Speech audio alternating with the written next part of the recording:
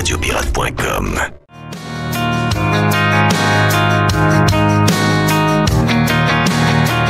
OK, jeudi, gros jeudi, comme vous le savez, Gilles Parent est stand-by, l'aubergiste pour lancer le week-end.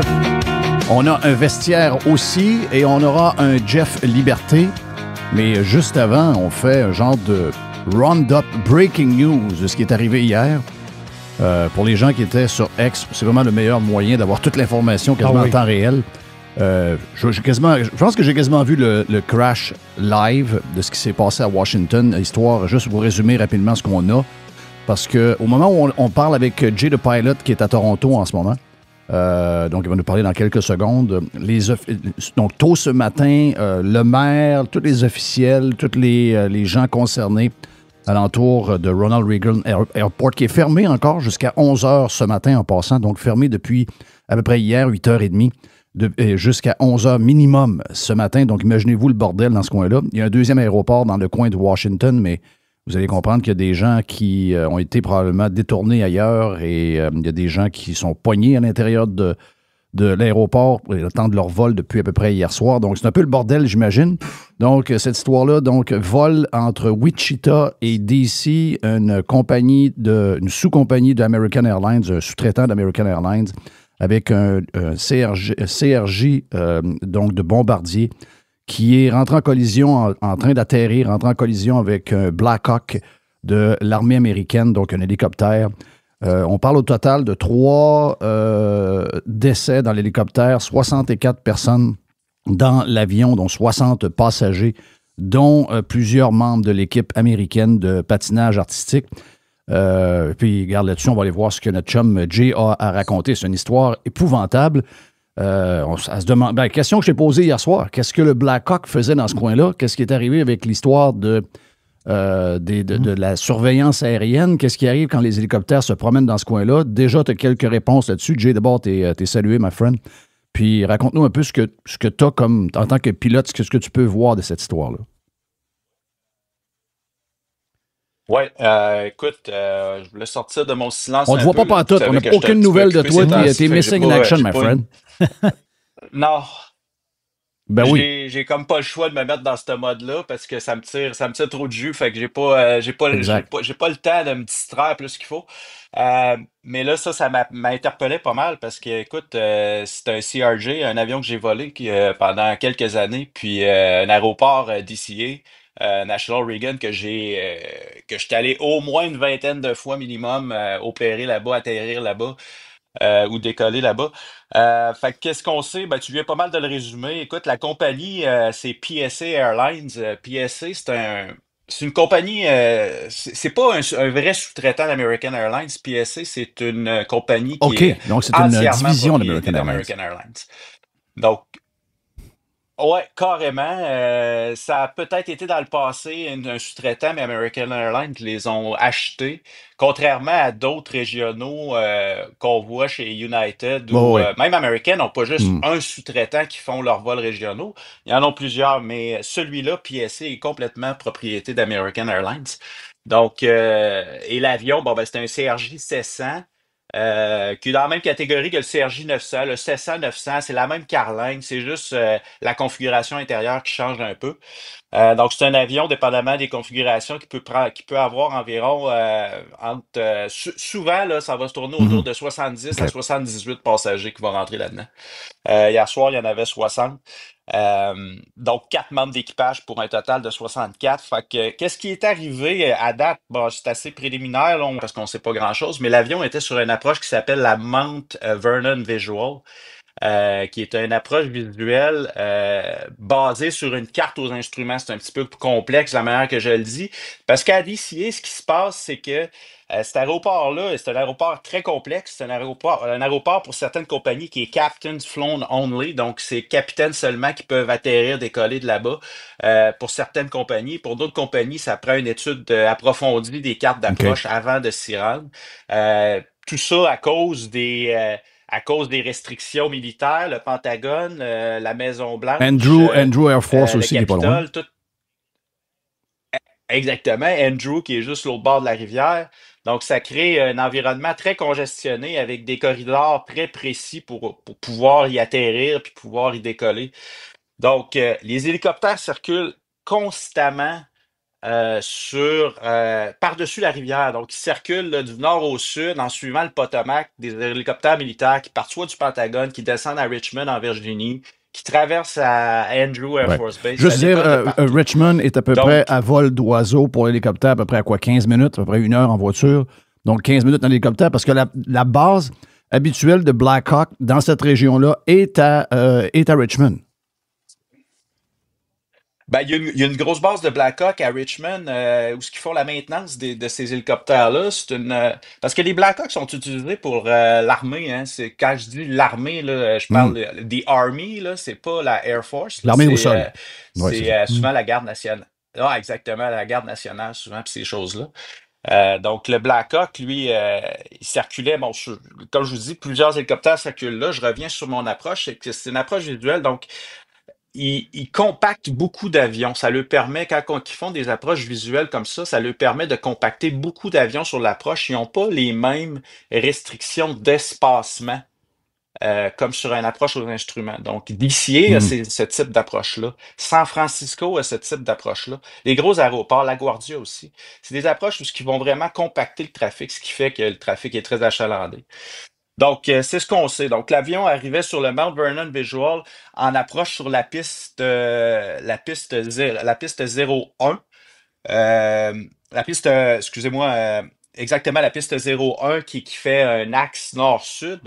Puis, ce qu'ils font, c'est quand on approche sur la 01 à DCA, et si c'est congestionné, qu'ils veulent faire décoller un trafic de la piste 01, ils vont prendre un avion qui est sur l'approche de la 01, puis ils vont le diriger vers la 33 visuellement. Ils vont dire, vous êtes autorisé pour l'approche visuelle 33. Donc, à la dernière minute, le jet, ce qu'il a fait, c'est qu'il s'est tassé vers la droite, donc vers plus au centre de la rivière, si on veut, et plus vers Ouais. la Maison-Blanche et tout ça.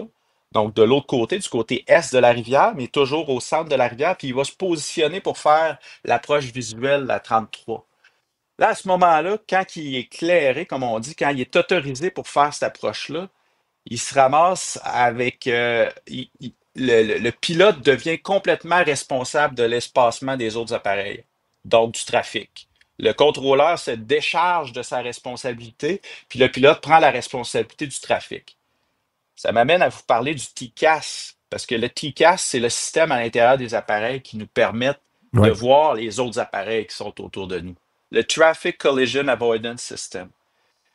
Là, c'est la grosse question en ce moment, parce que même si le pilote était sur une approche visuelle, sur la piste 33, qui est une petite piste de 5200 pieds, c'est pas une longue piste, euh, il n'y a pas de raison pourquoi il n'est pas en mesure de voir l'hélicoptère qui est en bas de lui. Là. Ça, pour moi, là, ça va être la grosse question. Là. Ces systèmes-là sont installés depuis. Le TCAS existe. Est-ce que le Je ne peux pas vous TCAS dire est... le nombre exactement OK, d'années, mais ça est-ce que fait le au moins TCAS est 40 ans. dans seulement Bombardier ou c'est un instrument qui est dans tous les avions commerciaux? C'est dans tous les OK. avions commerciaux, c'est obligatoire. Donc, il y a plusieurs fabricants de TCAS. Là. Honeywell en fait. Il y a plusieurs OK. compagnies qui vont faire des TCAS, mais chaque avion commercial qui transporte des passagers, comme un avion de ligne comme ça, a un TCAS. Donc, il est possible de le fermer, le TCAS, mais il n'y a aucune raison de le fermer. On le ferme, tu sais, on va réduire les alertes quand on va être trop proche de d'autres trafics. Sinon, on a des nuisances là, d'alerte, là, mais ça ne veut pas dire qu'on le ferme complètement. Là. Ça veut dire, s'il y a un risque de collision, le TCAS va te dire quoi faire pareil. Pas qu'on, ben, c'est compliqué, mais c'est simple en même temps. Le TCAS, il va te dire climb, climb, descend, descend. Puis il va te donner un Hmm. chemin là, pour t'en aller. Là. Puis il va dire à l'autre avion, l'hélicoptère par exemple, les hélicoptères, je m'y connais moins, je peux pas vous dire c'est quoi, avec quoi sont équipés, encore moins les hélicoptères militaires. Mais normalement, les deux TCAS se Oui. parlent, puis ils n'envoient J'imagine un qu'ils ont d'un un genre bord de puis l'autre de service l'autre bord. semblable. Donc, Euh, euh, écoute, ça ben, c'est quelque chose que, regarde, j'ose imaginer. on n'a pas vu encore, mais probablement que les gens qui vont faire toute l'inspection de ça, puis l'enquête de ça, vont regarder ça en premier, c'est sûr. Puis ça, on peut voir toutes ces informations-là dans la boîte noire, j'imagine. Parce que le Potomac, c'est pas une rivière qui est très profonde. C'est à peu près 8 pieds de profond. Donc, ils vont probablement trouver tout le monde. Ils en ont trouvé une vingtaine depuis hier soir. Le jour se lève dans les dernières heures à Washington. Donc, j'imagine qu'on va récupérer tout le reste, la carlingue, la boîte noire. Mais le comportement en tout cas, écoute bien, il faut toujours se méfier de ce qu'on voit sur les réseaux sociaux, là, mais on sait que ce serait peut-être un hélicoptère d'entraînement qui était que le Black Hawk qui est rentré en collision. Puis il y avait, en tout cas, d'après ceux qui suivent là, avec FlightAware puis toutes ces patentes-là, il y avait eu un comportement un peu douteux. Est-ce que c'est normal pour une équipe qui est en train de former quelqu'un? Bon, il était un peu dans ce coin-là. Il y a comme une trajectoire un peu douteuse, mais là, on n'a pas toutes les données. Est-ce que ça peut être une erreur? Parce que je comprends que quand tu es en formation, il y a quand même un senior qui est à côté, puis qui, si jamais il arrive quelque chose, va prendre le manche, puis qui va contrôler l'hélicoptère. Mais ça a-tu peut-être un lien avec le fait qu'on avait des gens qui étaient peut-être pas trop habitués dans ce coin-là? Si c'est quelqu'un en formation, c'est sûr que ça a été soulevé, là, on va comprendre là, qu'on est dans l'époque où on est aujourd'hui. Là. Est-ce que ça aurait pu être un geste délibéré de quelqu'un qui s'est enrôlé puis qui avait une mission? Moi, ce que je dis quand je vois ça, je me dis, probablement qu'il aurait collé à la tour puis il aurait fait son message. Là. Il aurait probablement lancé un message. On le saurait déjà à cette heure-là, mais tu comprends que toutes les possibilités maintenant sur le web, quand tu fouilles, il y a toutes les affaires, les histoires inimaginables qui peuvent arriver. Moi, hier, en joke, j'ai dit, c'est sûr qu'ils vont mettre ça sur le dos à Trump. J'ai fait ça en joke. Et ce matin, quand je me suis levé, on a trouvé un paquet de journalistes et de politiciens qui ont fait un lien avec Trump. Donc, c'est arrivé. Donc, les foleries d'hier soir se sont avérées vraies. Donc, je me demande si les autres foleries ne peuvent pas s'avérer vraies. Est-ce qu'il y a quelque chose dans le comportement de l'hélicoptère que toi, tu as vu qui semble un peu suspicious?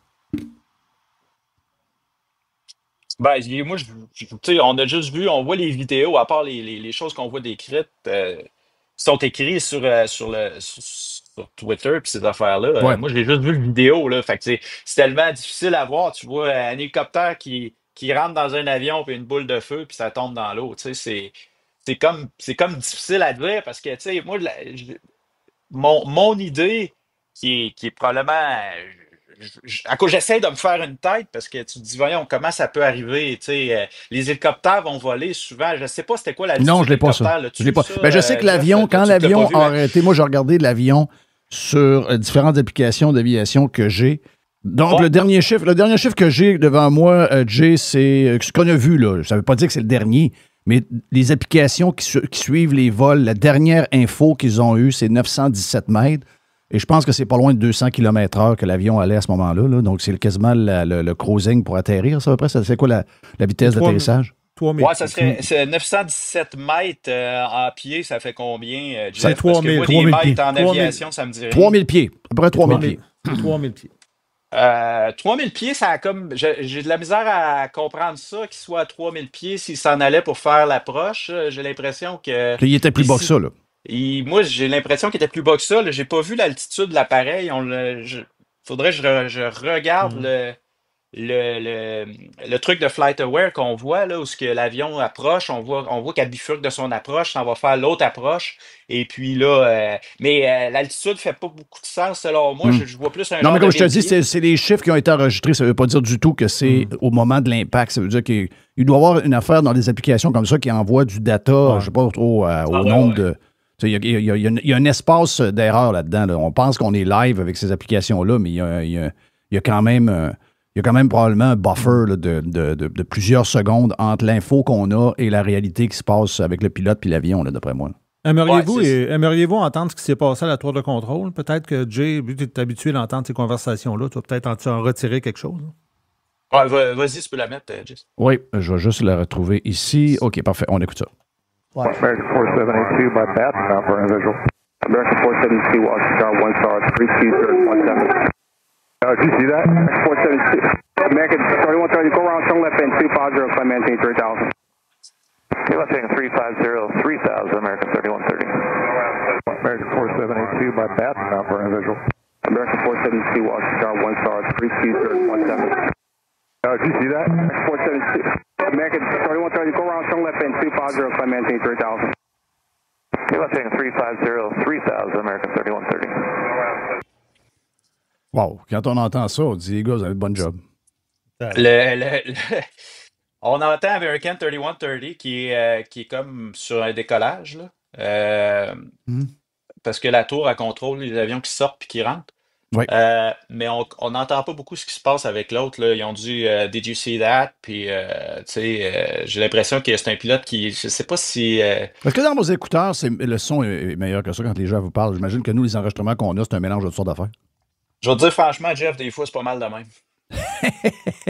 Je veux pas te décourager. Là, mais... C'est un peu freakant. Ça ressemble pas mal à ça. Mais ma théorie à ce temps-ci, parce que je pense que le monde, ils veulent peut-être que les pirates aimeraient entendre un peu ce que je peux penser à ce moment-ci. Puis je suis probablement hors de la traque complètement. Mais la seule chose que je peux voir, là, c'est un avion qui est sur une approche, puis qui se fait éclairer pour l'autre approche, puis qui soit... quand tu es visuel, sur un petit avion de même, c'est sûr, la pente de descente est importante là, pour avoir une approche stabilisée. Là. Mais avec un CRJ, c'est un avion quand même qui pardonne. C'est pas un Boeing 737, c'est pas un Airbus 330, tu sais, je veux dire, c'est pas un avion immense. Là, donc, ça se manœuvre relativement bien. Ce que je m'en vais avec ça, c'est est-ce que le pilote était trop bas sur son approche? Puis l'hélicoptère passe en dessous de ces corridors d'approche-là à, disons, 500 pieds par-dessus la rivière, 1000 pieds. Mais si l'avion est normalement, là, à 3000 la piste, on devrait être autour de 1000 pieds. Il faut faire un chiffron, on devrait être autour de 1000 pieds à 3000 du seuil de la piste. Donc, est-ce que l'avion était à 700 pieds à 3000 du seuil de la piste? Parce que s'il était à 700 pieds, puis l'hélicoptère était 200 pieds au-dessus de sa trajectoire normale, ben là, voilà la collision. Mais je veux dire, encore là, ça répond pas à la question pourquoi que le TCAS n'a pas fonctionné, n'a pas eu d'alerte. Est-ce que l'hélicoptère avait un transpondeur fonctionnel? Visuellement, il n'y a personne qui l'a vu. Je voyais le tweet de Trump qui disait, c'est un clear night, il y a des lumières d'avion, les lumières, ouais, ça c'est quelqu'un qui vole pas d'avion qui dit ça, là, parce que, quand tu approches en avion, puis il y a des lumières, t'en vois partout, là, premièrement, puis tu te concentres il y a quasiment tellement de lumière que ça en est quasiment trop, là. Ben, c'est ça. Puis, DCA a un effet trou noir qu'on appelle à cause de la rivière autour la nuit, là, comme tous les aéroports qui ont peu de population autour ou un plan d'eau. Là, dans ce cas-ci, ça va être un plan d'eau. Quand tu as un trou noir comme ça, ça crée des illusions d'optique au niveau de la hauteur, là, au niveau de l'approche. Ouais. Donc, est-ce qu'il y a eu un peu cet effet-là, trou noir? Le pilote a visé son approche trop basse. Encore là, il y a des sur une approche de même à vue, sur le côté du seuil de piste au sol, on a une direction qui nous indique notre trajectoire verticale, donc en haut, en bas. Donc, on a 2 rouges, 2 blancs nous indiquent qu'on est direct sur la pente. 3 blancs, 1 rouge nous indique qu'on est en haut de la pente, puis 3 rouges, 1 blanc nous indique qu'on est en dessous de la pente. Ça, c'est vraiment visuellement, là, c'est un kit de lumière qui est à côté du seuil de la piste. Donc ça, normalement, le pilote suit ce kit de lumière-là quand il fait une approche visuelle. Aux instruments, on regarde juste en dedans, mais là, il était à vue. Donc, il y a bien des questions qui se posent. Là, j'essaie de trouver des conclusions encore, puis c'est super tôt. Là. C'est juste que moi, ça... Finalement, ce qu'on peut comprendre, là, c'est que piloter un avion, c'est un estidaria. Là. Je veux dire, c'est une vraie job. C'est une vraie job. Là. C'est une vraie job commercial avec peu importe, un CRJ, un Airbus 320, un 737, m'a dit de quoi, Chris, il y a de l'ouvrage pour vrai. Là. Respect. Là. Quand tu pars, quand tu arrives, vous gagnez votre cash là. Ouais, je pense qu'on gagne dans l'entraînement aussi. Là. Je peux vous faire une petite parenthèse sur mon training. Là. Je pense que je commence à être pas mal épuisé de ça. Là, mais tu sais, c'est. Comment on fait pour retourner dans les études comme ça? Parce que là, tu vas grossir d'avion et de poste aussi. Non, tu restes sur le même avion, mais tu changes de chaise, c'est ça.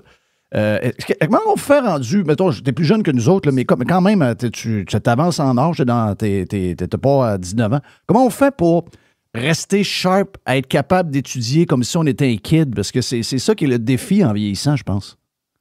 Ouais, puis c'est ça mon défi, là, je te le cacherai pas. Tu sais, j'ai eu 40 ans. Là, fait que j'ai pas célébré ben mon 40 ans non plus à cause de tout ça. Là. Mais tu sais,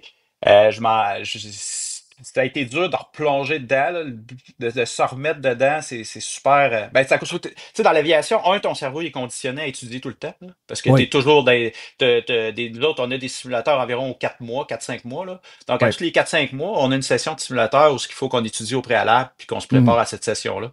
Mais quand on fait un training comme ça, là, je suis rendu à, je pense, 19 sessions de simulateur, là. Tu sais, c'est comme tu fais juste lire des documents, puis là, tu pognes un document, puis tu te ramasses dans l'autre document. Donc, comment qu'on fait ça pour essayer Écoute, en tant que pilote, tu t'habitues à étudier tout le temps, puis à être tout le temps dans les livres. C'est pas la job où ce que tu t'en vas à l'université, par exemple, puis que là, tu as ton bac, puis tu finis, puis bon, ben là, Après ça, c'est fini.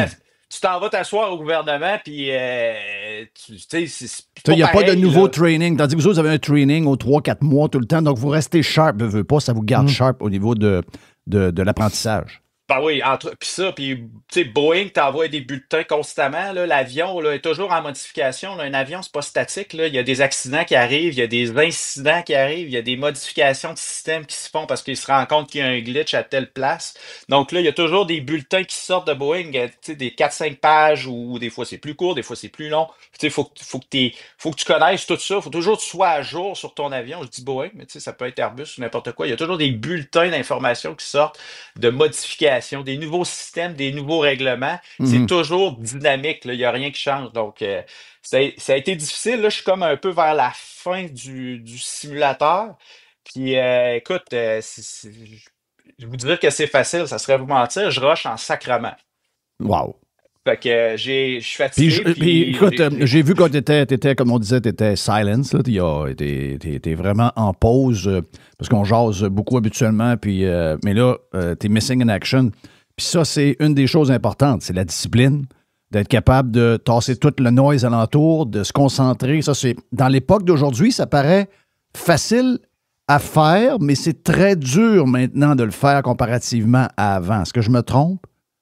tellement. Ce petit téléphone, là, le téléphone des poches. Tu sais, si je pouvais m'enfermer quelque part, j'ai parlé à une fille la semaine passée qui est dans le même training que moi, qui est un petit peu en avant de moi, là. Elle a fait comme 3 semaines en avant.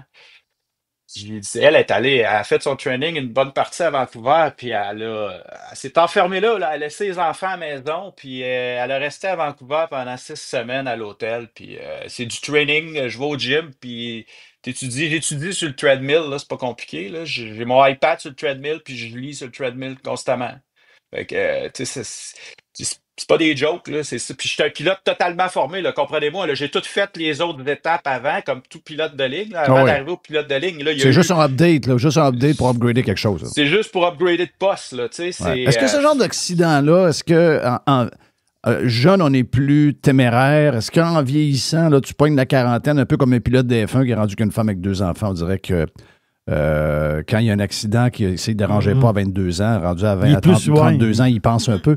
Est-ce que ce genre d'incident-là, comme hier, est-ce que ce genre de tragédie-là, ça te fait quelque chose émotionnellement ou tu es obligé de faire un blackout avec ça, un peu comme il entraîne les pilotes de F-18 ou de pilotes de chasse en sachant que ton chum est peut-être sur le bord de tomber. On a vu le F-35 cette semaine tomber comme une roche. Est-ce que ce genre de patente-là a un effet sur vous autres ou sur toi? Ben, moi, ça me frappe un peu, parce que je connais 2 gars qui sont chez PSA. J'ai soupé avec eux autres ici à Toronto le 24 décembre, parce que le 24 décembre, j'étais en entraînement. Puis le 24 au soir, j'étais au Marriott à Toronto. Puis j'avais mes 2 buddies de PSA Airlines. Fait que, tu sais, c'est ça, c'est une compagnie que je connais. J'ai été engagé chez PSA Airlines. Quand j'ai quitté le Canada, la première job qui m'a engagé, que j'ai pas pu aller travailler parce que j'avais pas de visa, parce que là, j'étais sûr d'avoir un visa rapidement. Ils m'ont pris, j'ai passé les entrevues, ils m'ont pris tout de suite sur le CRJ. Et là, je pouvais pas aller faire le ground school. J'avais pas de visa. Fait qu'ils m'appelaient tous les mois, puis ton visa, puis ton visa. À un moment donné, je leur ai dit, j'ai aucune idée. Je pense, regardez, ça fait, Ouais, ça la fait folie de toutes la ces COVID. années-là. Je vais Ouais. l'avoir là, dans quelques mois, mais tu sais, c'est tellement long. Fait que, anyway, tout ça pour vous dire que oui, ça me touche parce que c'est une compagnie que je connais du monde qui sont là. Puis c'est un avion que j'ai volé, puis un aéroport que tu sais, ça frappe l'imaginaire, là. Ouais. J'ai dormi, mais j'aurais aimé mieux dormir que ça. Surtout que j'avais une session de simulateur à matin, je suis quasiment content qu'elle soit annulée Puis il est annulé juste à cause qu'il manque un gars. Là, je sais pas trop ce qui s'est passé. Là. Il manque. Mon helper est pas en service. Fait que ça fait quasiment mon affaire. C'est ça fait quasiment ton affaire, Doc. Ça me permet de vous parler parce que ça fait longtemps, puis en même temps, ça j'ai pas très bien dormi avec tout ça. Là. Ouais. Take care, my friend, we love you. Puis, garde, continue ton bon travail. On a hâte de te revoir connecté, mais c'est pas le temps de le faire. Puis, on regarde ce qui arrive. Puis, si jamais tu as de l'info supplémentaire, pousse-nous là, mais change pas la recette. T'es concentré, fais tes choses.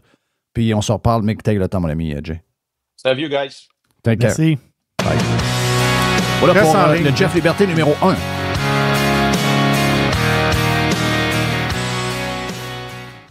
Faites partie de l'invasion.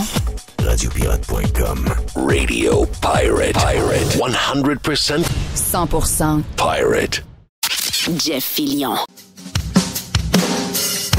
Thank you à notre chum Jay the Pilot d'avoir pris un peu de temps de son training pour nous parler. C'est incroyable comme ce genre d'histoire-là. Jerry vient nous chercher pareil. Hein? Ah oui, là, après ça, il sort des histoires, puis ça, c'est toujours les histoires humaines. C'est le côté humain. Toutes les histoires là, de l'équipe de patinage artistique, les entraîneurs, les champions russes qui étaient dans l'avion. Les champions russes qui étaient là, dans l'avion, des patineurs artistiques. Là, qui étaient devenus américains, là, parce que sont maintenant des coachs, des hauts gradés coachs de l'équipe américaine. Ils avaient été champions, ce couple-là a été champion en duo en 1994, de nationalité russe, mais maintenant américanisé. Et leur fils était à cette compétition-là de Wichita. La semaine passée, on a vu un genre d'Instagram. Leur fils avait fini, je pense, 2e ou 3e. On ne sait pas si le fils est dans l'avion. Ça, on ne le sait pas encore. Donc, est-ce que les 3 étaient dans l'avion? Il y a des chances que oui. On sait que les 2 étaient là, mais on ne sait pas si le fils est dans l'avion. Il n'y a pas de confirmation à l'heure où on est en train de faire le podcast là-dessus, mais c'est comme tu dis, c'est toutes les histoires humaines qu'il y a alentour de ça. Puis, tu sais, moi, je sais pas pourquoi, il y a un côté de moi qui se pose toujours la question, j'espère qu'ils n'ont pas souffert. Je sais pas pourquoi je suis le même, mais j'espère que quand c'est arrivé, ils n'ont rien vu, puis finalement, ils sont tous morts sur le coup, puis qu'ils n'ont pas eu à souffrir pendant... parce que l'avion a été coupé en 2. Donc, l'avion a été coupé en 2 par l'hélicoptère, donc l'avion est tombé dans la rivière en 2 parties. Mais est-ce qu'il y en a qui ont souffert? Moi, c'est bien niaiseux. Moi, je pense que oui. On ne connaît personne là-dedans. On ne sait pas c'est qui, mais je ne sais pas. On dirait que j'ai des gros problèmes avec la souffrance humaine. Donc, ça montre que je sais pas, on care. Mais tout ça pour dire que c'est une histoire... Mais gars, t'as l'histoire du gars qui... il texte sa blonde. Sa blonde était partie. Oui. Il texte sa blonde... Sa blonde, elle y répond, elle dit « Ah oui, on l'atterrit dans 10 minutes à peu près, là. » Puis elle n'aime pas l'avion, là. 0. Elle n'aime pas l'avion. Elle est allée travailler, elle est allée à Wichita pour l'ouvrage. Et sur le retour, son chum, ouais, t'arrives quand? On l'atterrit dans 10 minutes. C'est le dernier message qu'il a reçu. Exact. Donc, il y a une tour de cellulaire qui a ramassé son premier texte. Oui. Mais le dernier texte n'est pas rendu. Voilà. Donc, le texte était en train de rentrer et il ne s'est pas rendu. Donc, c'est probablement là que l'hélicoptère a rentré dans l'avion. Ah non, c'est toutes les histoires humaines derrière ça, en tout cas, regarde. Voilà. Merci à Jay encore en passant. Tout devient relatif à part ça. Toujours dur de parler de d'autres choses quand il arrive ce genre de drame. Le drame-là, c'est toujours... on perd comme nos repères sur nos sujets qu'on pense très importants, mais finalement, on est juste content d'être là. On ne sait pas ce que l'avenir nous réserve. On ne sait pas ce que demain nous réserve. On ne sait absolument rien. Pantoute. Toutes des affaires qu'on pense banales, qu'on pense safe. Avez-vous peur à l'avion, Jean? Moi, j'ai zéro peur en avion. Moi, j'ai aucune peur. Mais il y a beaucoup de monde qui ont peur. Ouais. Ah oui, beaucoup de monde qui ont peur. Non, mais moi je sais pas si c'est une peur. J'ai comme une anxiété. Tu sais, l'anxiété est proche de la peur. Tu sais, c'est un mélange d'excitation, puis en même temps, tu sais, puis l'avion, nous autres, je suis pas comme Jay the Pilot. Moi, là, l'avion, moi, je prends ça 1 fois par année, 2 fois par année. Je veux dire, tu sais, c'est pas comme prendre un char ou que tu prends un char à tous les jours. Là. Puis, il y en a qui vont me dire, ouais, mais tu as autant de chances d'avoir un accident en char. Oui, mais tu sais, c'est pas pareil. Tu as plus de chances d'avoir un accident. Beaucoup plus de chances. Oui, non, je sais. Tu as plus de chances de mourir en char que de mourir en avion. Non, c'est tout ça. Mais dans un avion, tu prends ta vie puis tu la mets dans les mains de quelqu'un d'autre. À 30 000 pieds d'être. Oui, mais quand tu vas sur une autoroute aussi. Non. Tu sais, quand tu vas sur une route régionale, le gars qui arrive avec son camion, il a ta vie entre ses mains aussi. Oui. Un coup de volant, c'est fini. Oui, c'est ça. C'est une distraction, il regarde son cellulaire, puis bang, c'est une affaire bien conne. Qu'il a probablement fait déjà 50 fois juste pour checker sa route, voir si c'est correct sur la prochaine lumière. Il donne un coup de volant, puis le truck se met à chavirer, puis bang, bang, bang, bang, puis boum, toi, tu passes en dessous. Là. Mais je comprends, mais ça, sais-tu quoi, il n'y a rien à faire contre ça. Je veux dire, c'est pas. Moi, je dis que j'ai pas peur, dans le sens que. Mais est-ce que tu as déjà eu peur en avion? Moi, j'ai eu une fois. Moi, une fois, c'est arrivé, j'ai eu la chienne. Pour vrai, là. Mais ça m'est arrivé juste une fois de tous mes vols que j'ai pris. On l'arrivait. J'arrivais de Saint-Martin, puis on l'atterrissait à JFK. Puis, c'est bol qui faisait mauvais. Quand on est sorti des nuages, là, qui faisait mauvais. Puis ça commençait à jouer de côté un peu. Tu sais, quand ça commence à brosser un peu de côté, là, boum, boum, boum, boum, boum, boum, boum. Là, l'avion était en descente tranquillement, pas vite. Puis ça shakeait de gauche à droite. Là. Non, souvent, quand tu arrives, ça fait de même, il y a beaucoup d'instabilité, donc tu pognes des genres de poches, puis là, tu. Puis là, l'avion atterrit. On dirait que l'avion ne tient plus à rien. C'est ça, on dirait que l'avion. C'est ça, on dirait qu'elle n'a plus de portance. Je sais pas pourquoi le feeling que ça donne. Là. Puis là, l'avion atterrit. L'avion, à l'approche. À l'approche, là. On est vraiment. Je ne sais pas combien de pieds qu'on est, là, mais on est vraiment bas, là. OK, c'est comme genre, maintenant tu te dis, dans. Ce que j'ai dit, un genre de 1000 pieds. Dans 15 secondes, on touche le sol. Tu vois le genre, là? À un moment donné, le pilote. Donne de gaz. Il met gaz.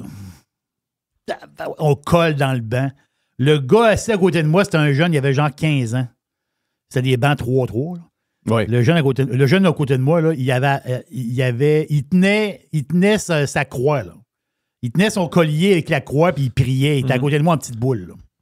L'avion, là, moi, j'ai jamais vu une pente comme ça dans l'avion. Tu sais, l'inclinaison, là, moi, j'ai jamais vu ça, là. Le gars, il a qualifié les gaz. Là, après ça, il dit, là, on monte. Là, il y a une voix bien tranquille.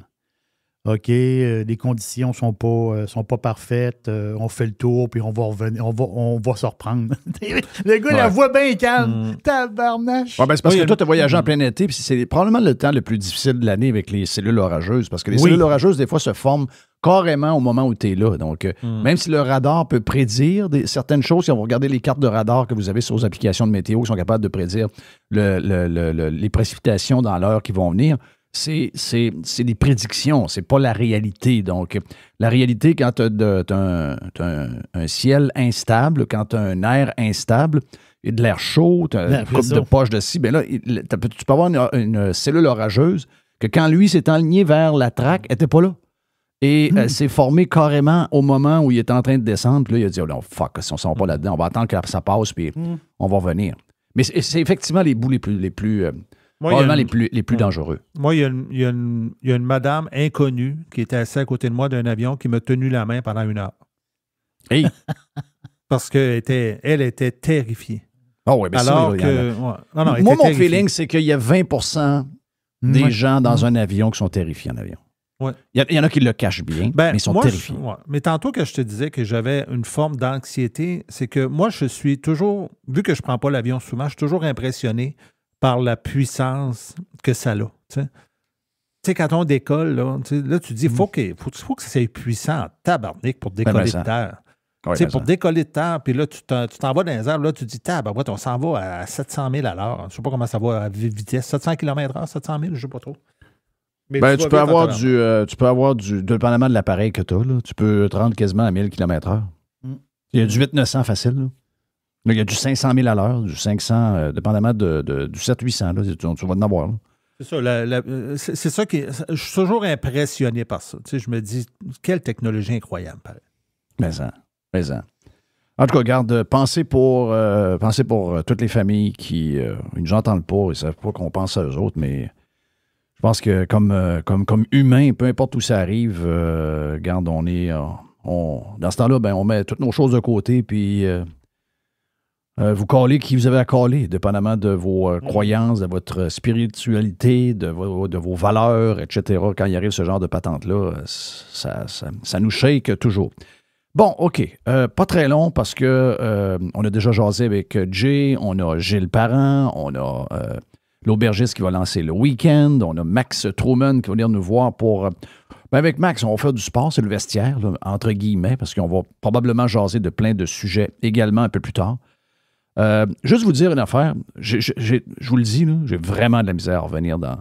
Tu sais, je sais pas pourquoi, j'ai toujours été de même. Quand il arrive ce genre de carnage humain, j'ai toujours de la misère à revenir et à remettre mes deux pieds sur le plancher des vaches pour essayer de vous parler de choses, mais j'ai beaucoup de misère. En tout cas, je vais le faire pareil. J'ai clos ce matin officiellement. OK? Parce qu'on a parlé hier, si vous avez écouté hier Radio Pirate avec Yann et Frank, on a parlé également avec Joe Hamel, pas mal au cours, parce que Joe était avec nous autres, avec Mathieu Bock-Côté. Mais moi, officiellement, la raison pourquoi je le fais, c'est beaucoup à cause de Jerry, en passant. Parce que Jerry a sorti un excellent point hier avec Yann et Frank, qui est resté dans ma tête. Et pendant que j'essayais de calibrer ma calice de scie hier après-midi en fin de journée, j'ai pensé à ça, puis ça me tournait dans ma tête et je me disais, ouais. Parce que, je vais vous avouer une chose, il y a beaucoup d'autres podcasts, il y a beaucoup d'autres personnes qui sont beaucoup plus aptes que moi de vous parler de ça. Moi, je suis beaucoup ce qui se passe aux États, je suis beaucoup ce qui se passe en économie, je suis beaucoup ce qui se passe comme crosse politique. Moi, de voir hier Fitzgibbon dans les médias, ça m'a écœuré. De voir qu'on a fourré les Québécois avec un genre de projet de je ne sais pas combien de milliards dans le nord du Québec à partir de Saint-Honoré à aller jusqu'à sa côte-nord avec des astis de palmes qui feront rien. Parce que c'est pas de l'énergie qui est safe. Ça, c'est le genre de patente qui me touche. Je suis pas bon pour parler de souveraineté, du PQ. Et pourtant, mon père était impliqué toute sa vie. Mon père était député du Bloc. Mais ça brasse en moi des affaires où ce que... Tu sais, moi, j'ai toujours... D'abord, premièrement, j'étais pas là en 95. Okay? Oui, mais tu viens quand même d'une famille politisée. On s'entend? Oui, je viens d'une famille politisée, mais si vous saviez comment, pour moi... Si tu parlais d'une zone d'anxiété quand tu embarques dans l'avion, moi, quand j'étais jeune, et 95, j'étais pas là. 95, je pense que mon père est député, je pense, mais je suis pas là. Je vis aux États-Unis à ce moment-là.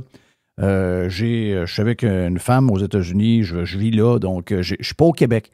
J'ai appris que ça a été serré par CNN, donc c'était pas comme aujourd'hui, il n'y avait pas l'info comme aujourd'hui. Oui, il y avait un peu de web en 95, il y en avait, là, mais c'était avec un genre de... Il n'y avait pas de télévision IP, il n'y avait pas de X, etc. Il n'y a pas de réseaux sociaux. Donc, à un moment donné, j'ai tombé sur CNN tard, puis ça a donné le résultat du référendum au Québec, puis je voyais que c'était très serré, puis il manquait quelques résultats. Mais, tu sais, 95, où je suis adulte, je suis pas là, OK? Après ça, 80, j'ai 13 ans. Okay? 80, j'ai 13 ans. Je suis jeune, là. Et... je me souviens de ça, là. Je me souviens des chicanes.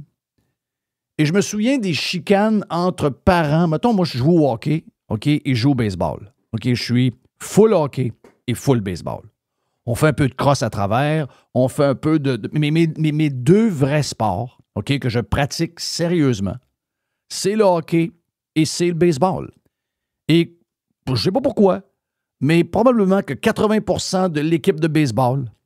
eh bien, on est dans la même équipe de hockey. Donc, le haut calibre de hockey et le haut calibre de baseball, c'est quasiment les mêmes parce que c'est le même. Les gens qui font du sport ont peut-être une facilité d'être pas pire dans un, donc ils sont pas pires dans l'autre. Et je me rappelle des chicanes.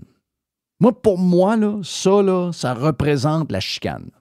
Puis, de la chicane, on en a beaucoup en ce moment en raison de droite-gauche, petit gouvernement, gros gouvernement, Trump, pas Trump, Poilievre, Trudeau, on a en asti la chicane. Mais sérieusement, je ne me rappelle pas d'avoir vu autant de gens se déchirer. Bon, je peux rajouter COVID en passant. Mais pour moi, là, un des moments les plus durs, parce que j'étais jeune. Puis jeune, tu veux que tout le monde s'aime. Tu veux que ce soit le fun. Oui. Tu veux que ce soit pas compliqué. Quand tu as 13 ans, c'est ça que tu veux. Oui, quand tu as 13 ans, c'est ça que tu veux. OK? Et les souvenirs que ça brasse en moi, là, c'est des parents qui se tiennent d'un bord et de l'autre de l'aréna, là. Oui. Qui prenaient de la bière un an avant dans le stationnement en attendant, puis qui étaient des chums, là. Mais qui, là, sont prêts à se frapper sa gueule, là. Et pourtant, c'est des chums, là. C'est des gens que, depuis qu'on a 5, 6, 7 ans, qu'on joue au baseball et qu'on joue au hockey ensemble, là. Donc là, c'est des gens qui se parlent plus pour de la fucking histoire. Puis là, tes parents jouent un peu avec toi aussi. Ouais, fais attention, on va pas trop là. Lui, c'est un fédéraliste. Les gens n'ont pas souvenir de ça, là. Ouais, tu devrais faire attention. Lui, son père, c'est un esti libéral. Non. Et de l'autre bord, les libéraux disaient lui, son père, c'est un esti de fumeux de pipe de calice, de barbu de pékis. Il y avait toutes des histoires de même. Et même entre nous, ça venait, puis moi, j'étais différent de mes parents. Je suis différent de mes parents au niveau de mon orientation politique pure. Là. Je suis un conservateur. Il y en a qui me considèrent comme un libertarien. Regarde, mettez-moi l'étiquette que vous voulez, mais je peux vous dire une chose, je suis très, très loin de la social-démocratie et de la gauche. Je suis très, très loin du gros gouvernement. Je pense pas que mon père était aussi loin qu'il le montrait, là, parce qu'il était péquiste, là. Mais moi, j'étais vraiment loin de ça. Et à ce moment-là, je voyais pas les avantages. Je voyais surtout du risque. Et je voyais un risque qui en valait pas la peine parce que j'étais très jeune. Mais je me disais, ça n'a pas de sens, cette affaire-là. Mais, tu sais, j'avais 13 ans. Mais à mes yeux, ça n'avait pas de sens. Ça n'avait crissement pas de sens. Mais chez nous, j'étais obligé d'un peu me fermer la gueule. Puis à l'intérieur, les familles étaient tailles dans ce temps-là. Donc, les familles, les frères, c'est des grosses familles. C'était 13, 14 enfants. Donc, mettez les bonnes femmes là-dedans, puis les mononcles.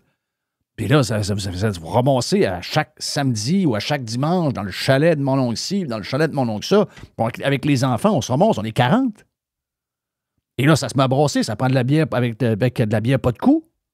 Là, ça sort les chips au vinaigre dans lesquels ça rajoute du vinaigre. Puis ça fume, puis ça jase, puis ça joue du piano. Là, ça vient chaud. Puis là, ça parle de ça. Mais moi, je suis comme, ferme ta gueule.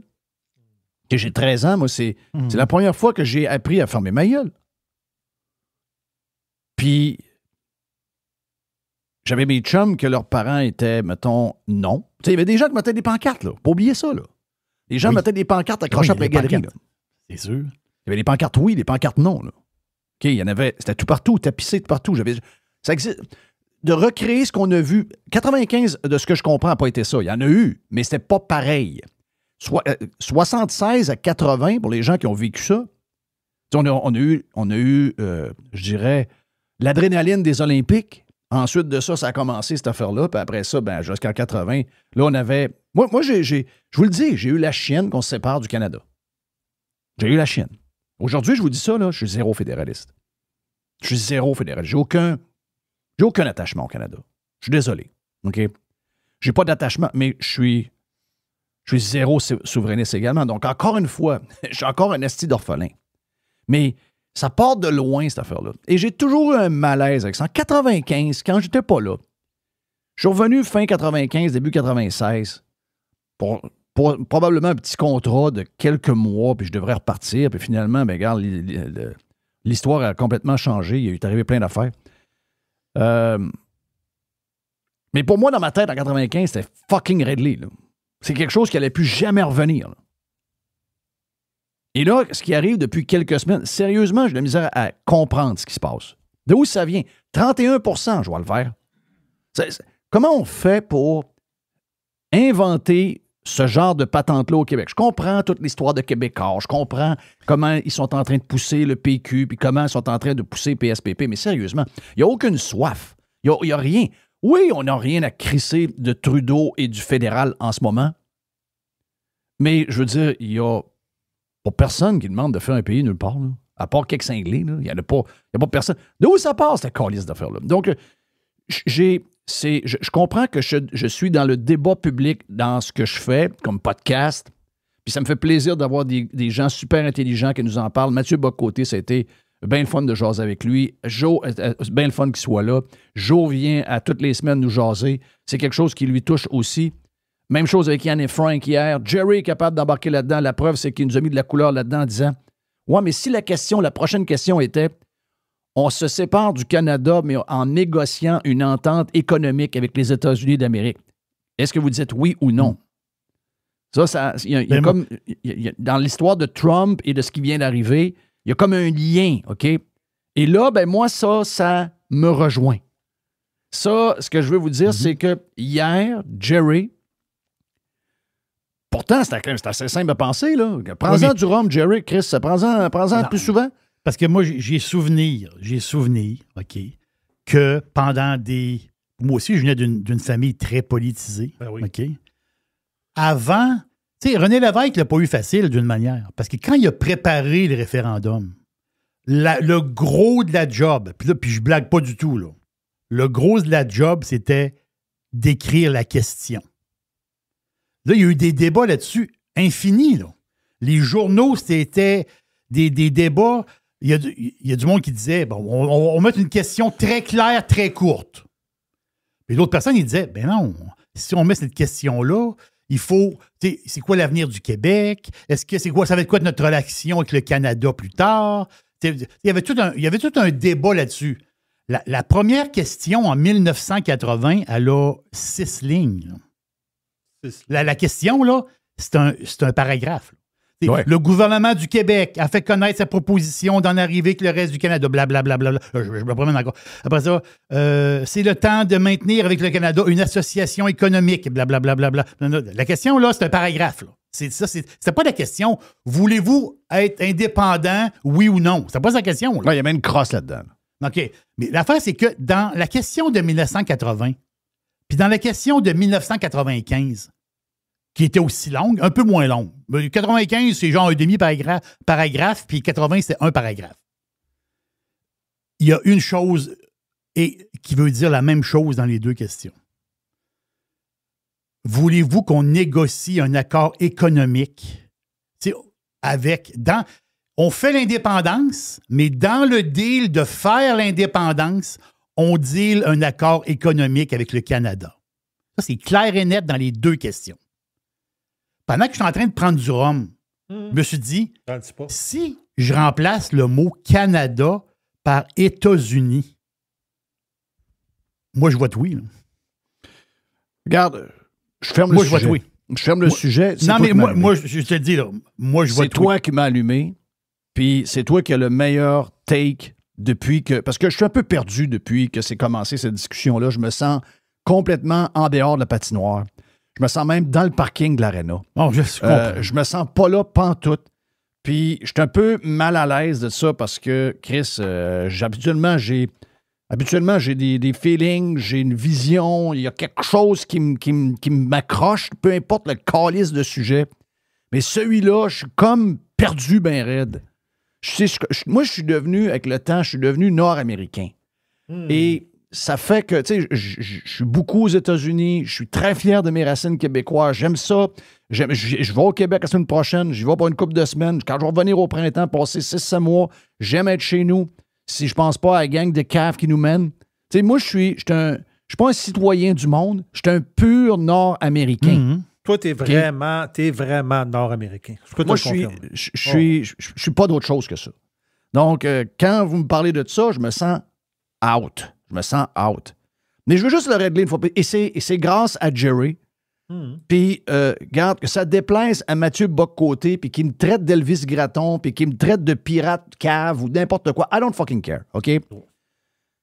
Je l'ai envoyé ce matin très tôt ce matin. J'ai clairé, et là, je le claire pour tout le temps, OK? Parlez-moi plus de ça si c'est pas ce que vous me présentez. Je veux rien savoir. Je suis pas Canadien ben, mais je vais être Canadien tant et aussi longtemps que vous ne me ferez pas la question référendaire où ce qu'on aura un contrat juridique de signer avant qu'on fasse ce que vous voulez faire. Et là-dedans, voici les points essentiels que moi, j'ai besoin. Si moi, je ne les ai pas, essayez pas de me convaincre, je veux rien savoir. J'aime mieux le statu quo dans un pays bizarre comme le Canada que d'essayer d'aller dans une asti de patente qui tient de la broche avec le Québec, OK? Si vous n'êtes pas capable, de me garantir ma liberté d'expression, et ma liberté de choix comme mon individu, fuck all. OK, je veux rien savoir. Si vous ne me donnez pas le droit d'avoir une arme, le port d'armes, pour me protéger, parce que j'ai aucune calice d'idée où je m'en vais dans ce nouveau projet-là. Je veux me défendre contre ces... Parce que je vous ai vu aller, là. Je vous ai vu aller, là, OK? Je sais comment autoritaire vous êtes capable d'être, là. Si vous ne me donnez pas le droit comme individu de me défendre, c'est no fucking way, là. Je veux le dollar US. Je veux 0 frontière entre le Québec et les États-Unis. Je veux une TVQ en bas de 7 %. En haut, on vous crisse en prison. Il faut que ça soit dans la Constitution, cette affaire-là. Les impôts personnels, jamais en haut de 30 %, sinon on va caler ça en dedans. Entreprise en bas de 15. Si jamais c'est 16, on vous calisse une chienne orange, on vous crisse en dedans. Santé, public-privé. Laissez-moi faire vos hosties de bebelles qui marchent tout croche. Éducation pour tout le monde, pour les anglophones et pour les francophones, bilingues. Les hosties d'anglais qui ne parlent pas français dans l'ouest de Montréal vont parler français. Et tous les Français qui baragouinent de l'anglais vont parler avec un anglais sans accent à partir de maintenant. Pas les vieux, mais les jeunes. Et dans la loi, vous devez, peu importe la population, même si ça monte à 40 millions, jamais plus que 30 élus. S'il y en a 31, on vous calisse en prison, je vois le vert. Il faut que ça soit écrit quelque part dans un contrat juridique, dans une constitution, puis qu'elle soit scellée avec des cadenas et de la chaîne. J'aime ça. Goodbye. Association économique et politique avec les États-Unis d'Amérique. Merci, Jerry. C'est Jerry qui vient de m'allumer. Je viens de voir tout clair. C'est Jerry qui m'a allumé hier. Tout est devenu clair. Le ciel s'est éclairé, la brume s'est levée, les nuages sont enlevés, le ciel était bleu, la boule était orange. Merci, Jerry. OK, voilà pour le Jeff Liberté numéro 2 à venir. On lance ce week-end avec l'aubergiste. On a Gilles Parent également. Et on a un bout du vestiaire, probablement quelque part, qui se trame. Donc, à venir ici même sur Radio Pirate.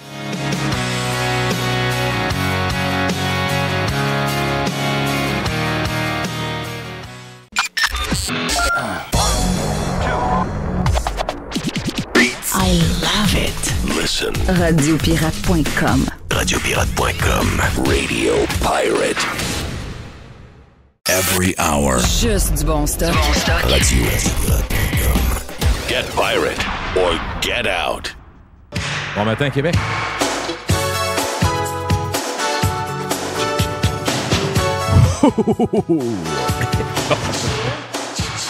Julien Filion. Notre Gilles. Notre gel. Ce matin, c'est notre gel. Bon matin, le gel. Notre gel. Tu en formes, mon ami Gilles? Oui, absolument. Ben oui. Écoute, je riais. On dirait que tu as gardé ton haut de pyjama et ta chemise est belle. Ta chemise a l'air chaude, elle a l'air en genre de... Elle fait camp de Boiron, je trouve. Exact. Elle fait camp de bûcheron. Ouais, puis ça pas m'amincir, là. C'était de la flanelle dans le temps. Le seul moyen d'avoir chaud un peu, c'était juste de la flanelle. J'aime ça, ces chemises-là. Moi, écoute, la mode, j'ai quand t'es passé... J'ai toujours aimé ça. Moi, j'ai toujours été chemise carottée. Hey! J'ai toujours été flanelle. Ma blonde rit de moi depuis toujours. Puis quand c'est revenu à la mode, je te l'avais dit que ça allait revenir à la mode. Elle m'a dit, oui, toi, elle dit, ça part pas. Elle dit, la mode vient, là, tu l'as tout le temps. Jeff, on a été tous les deux d'une période où la mode s'est arrêtée pour les gars, particulièrement. De 1970 à 1985, les bottes de travailleurs en cuir jaune, là, tu sais, les bottes ordinaires. Oui, les bottes capées. Des jeans, puis une chemise à carreaux, tout le monde est habillé de même. Ça réglé. Exact. Au secondaire, c'était ça. On était-tu bien là-dedans? Puis, moi, le problème, c'est que quand je parle de ça à ma blonde, elle dit « Parfait, les années 80. Mais toi, t'es rendu en 2025, t'es encore de même. » Les gens qui parlent, là, que l'histoire de marque puis de brand puis tout ce que tu veux, c'est comme de l'époque d'aujourd'hui. C'est pas vrai pantoute, là. Tu sais, ceux qui avaient pas le moyen, il y avait des bottes à cap. Il y en a qui avaient pas le moyen, il y avait comme des bottes à cap, pas de cap. Puis il y en a qui n'avaient pas les Godiac, là. Tu sais, quand c'était pas les Godiac, c'était comme il a acheté des bottes chez genre un magasin comme Yellow. C'était des genres de. Au lieu de payer 90$, il payait genre 14$. C'était un genre de semblant. Mais là, c'est pas des Godiac, ça. Donc, il y avait des histoires de marque dans le temps, là. Faut pas oublier ça, là.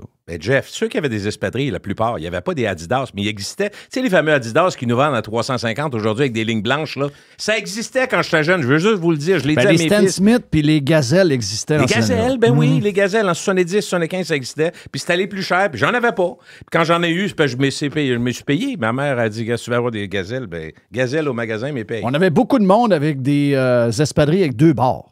Oui. Ça, c'est à l'autre marque. Ça. Il venait des vrais aubaines. Oui, c'était un genre de copie, mais il y avait 2 barres. Il n'y avait pas de... Mais il manquait de 10 barres. Mais Jeff, tu sais, les victimes de la mode, moi, c'est pas moi. Là. Je pense que c'est pas toi non plus. Puis des fois, je dis... Puis là-dessus, je pense que, tu sais, sur notre façon d'être, tu sais, on a bien des différences dans nos opinions, puis tout, Jeff, mais on se rejoint à bien des places, entre autres là-dessus. Moi, là, en pick-up, avec ma chemise à carreaux, la vitre ouverte, c'est moi, là. Oh, oui. C'est vraiment... c'est ça que j'aurais... C'est là que t'es mieux.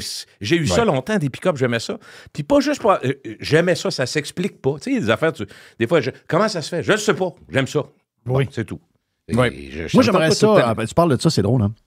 Mais là, je veux larguer ma blonde un pick-up. Puis c'est moi qui le prends pas mal, puis je l'aime pas mal. J'ai pas utilisé, je veux larguer ma blonde, là, juste dans ta Non, mais là, quand elle a le pick-up, je peux pas. C'est mais, bon. Là, je suis dû pour larguer mon Bronco. Ben, il me reste encore 2 ans et quart sur mon contrat, mais je veux le larguer. Ouais, et je me cherche un vieux pick-up. Ouais, c'est ça. Tu sais, un vieux pick-up que je pourrais remonter. Tu sais, quelque chose là qui... la mécanique, es-tu bon là-dedans, toi? Bon, on va gosser après, c'est tout. Regarde, ou t'as des amis. C'était des bons amis. Bon, tout se trouve. YouTube, avec YouTube, tu peux faire n'importe quoi. Tu peux arranger n'importe quoi. Tu peux trouver n'importe quoi partout. Tu vas sur eBay, tu vas dans des patentes spécialisées, tu trouves des affaires. Mais sais-tu quoi? Les vieux pick-up, là, c'est pas donné, là. Tu parles des vieux années 50 ou je veux juste comprendre? 80, 70 ou 50? 78, 77, 78, 80, 81. Là, j'aimerais ça dans ces années-là. Okay. C'est cher? Mais oui, il n'y en a pas bien, puis il y a beaucoup de demandes. Donc, tu sais, je veux dire, les histoires de vinyle, de disques vinyle, là, ça revient en mode. Bon, mais trouver une table tournante, tu vas en trouver des neuves. C'est pas sur Amazon. Je comprends. Mais trouver un vieux pick-up, il y a de la demande, mais là, un vieux pick-up, tu peux pas recréer ça.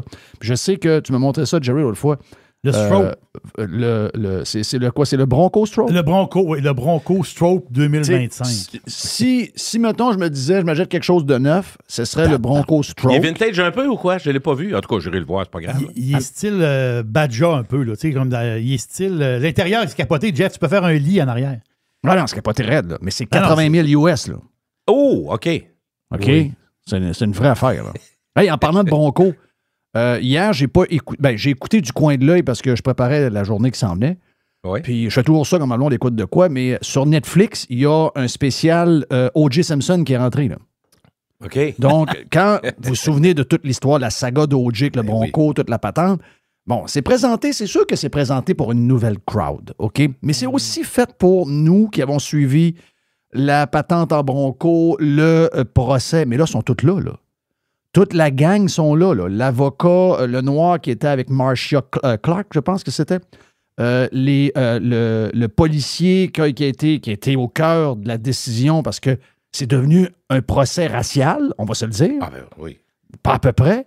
Donc, lui, Mark Furman, si on se souvient, il est dedans, là. Il est interrogé, là. C'est 4-5 épisodes, puis il est dedans, là. L'autre aussi, le gars avec le pinch, l'enquêteur, sont tous là. C'est vraiment, vraiment... Ah oui, je sais. Est-ce que c'est images d'époque mêlées avec des images refaites? C'est ça? Beaucoup d'images d'époque, mais beaucoup de gens qui parlent aujourd'hui. Qui sont là, que je comprends. Qui parlent aujourd'hui de ce qu'ils ont vécu, qui racontent. Puis c'est appuyé par des images. C'est très bon. La sœur à Goldman, le gars, là, la fille qu'on voyait tout le temps au palais de justice avec son père qui avait des lunettes et un pinch, elle est dedans. Il y a beaucoup. Mais c'est devenu... Regarde, c'était ça la patente. Tu sais, tout le monde, on se demandait... Comment O.J. Simpson a pu être capable de s'en tirer de ces meurtres-là? C'est carrément, ils ont joué la carte du racisme et c'est l'histoire de Rodney King. C'est un payback à la police de Los Angeles pour l'histoire de Rodney King. Il avait mangé une sincère, lui, hein? Ben, le sincère. Il y avait comme... l'histoire n'était pas réglée. Hein? Donc là, quand tu voyais la victoire de O.J., puis tu voyais dans la rue, là, C'était fou, le monde, là, quand la décision a été donnée. Là. Mais c'était des Blacks. Donc, pour les Noirs, c'était pour la première fois, on a battu les Blancs. OK? Donc, l'histoire de O.J., y a-tu vraiment tué ou pas tué? Les victimes, on s'en calisse. C'est payback time sur l'histoire de Rodney King. C'était ça, la patente. Donc, c'est de même qu'il s'en est tiré. Un double meurtre, pas de tueur. Ça a fini de même, là. Ben, double meurtre, pas de je veux tueur. dire, au criminel, là, je parle au civil, c'est autre chose, là, mais au criminel, tu te ramasses, c'est ça qui est arrivé. Quand tu réécoutes ça, c'est vraiment... Écoute, ils ont fait un job incroyable, les avocats, là, de soulever ça de cette manière-là, là, mais quand tu regardes ça, tu te dis, c'est impossible qu'ils s'en tirent. C'est impossible. C'est une surprise. Malgré tout ce qu'on disait, Jeff, rappelle-toi, quand c'est sorti le jugement, on a fait un méchant saut. Parce qu'on se disait, ça se peut pas avec toutes les preuves. Voyons donc. Sa main, elle rentre pas dans le gant. Non, le gant, c'est ça, t'as raison. Ben oui, non, je comprends. À cause de tout ce que tu viens de dire, il y avait un fond de scepticisme dans l'air, mais on se disait, au plan juridique, judiciaire... au plan des preuves, des faits, tout ça, c'est sûr que non. Mais là, tu sais, if the glove doesn't fit, pas tant de choses, là. Puis après ça, ben, il a manipulé le gant, il a été... Ah ouais.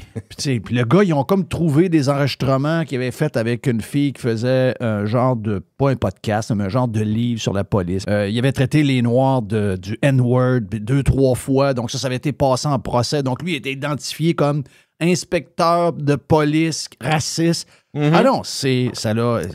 Écoute, puis l'innocent O.J. Simpson s'en tire de ça. Oui.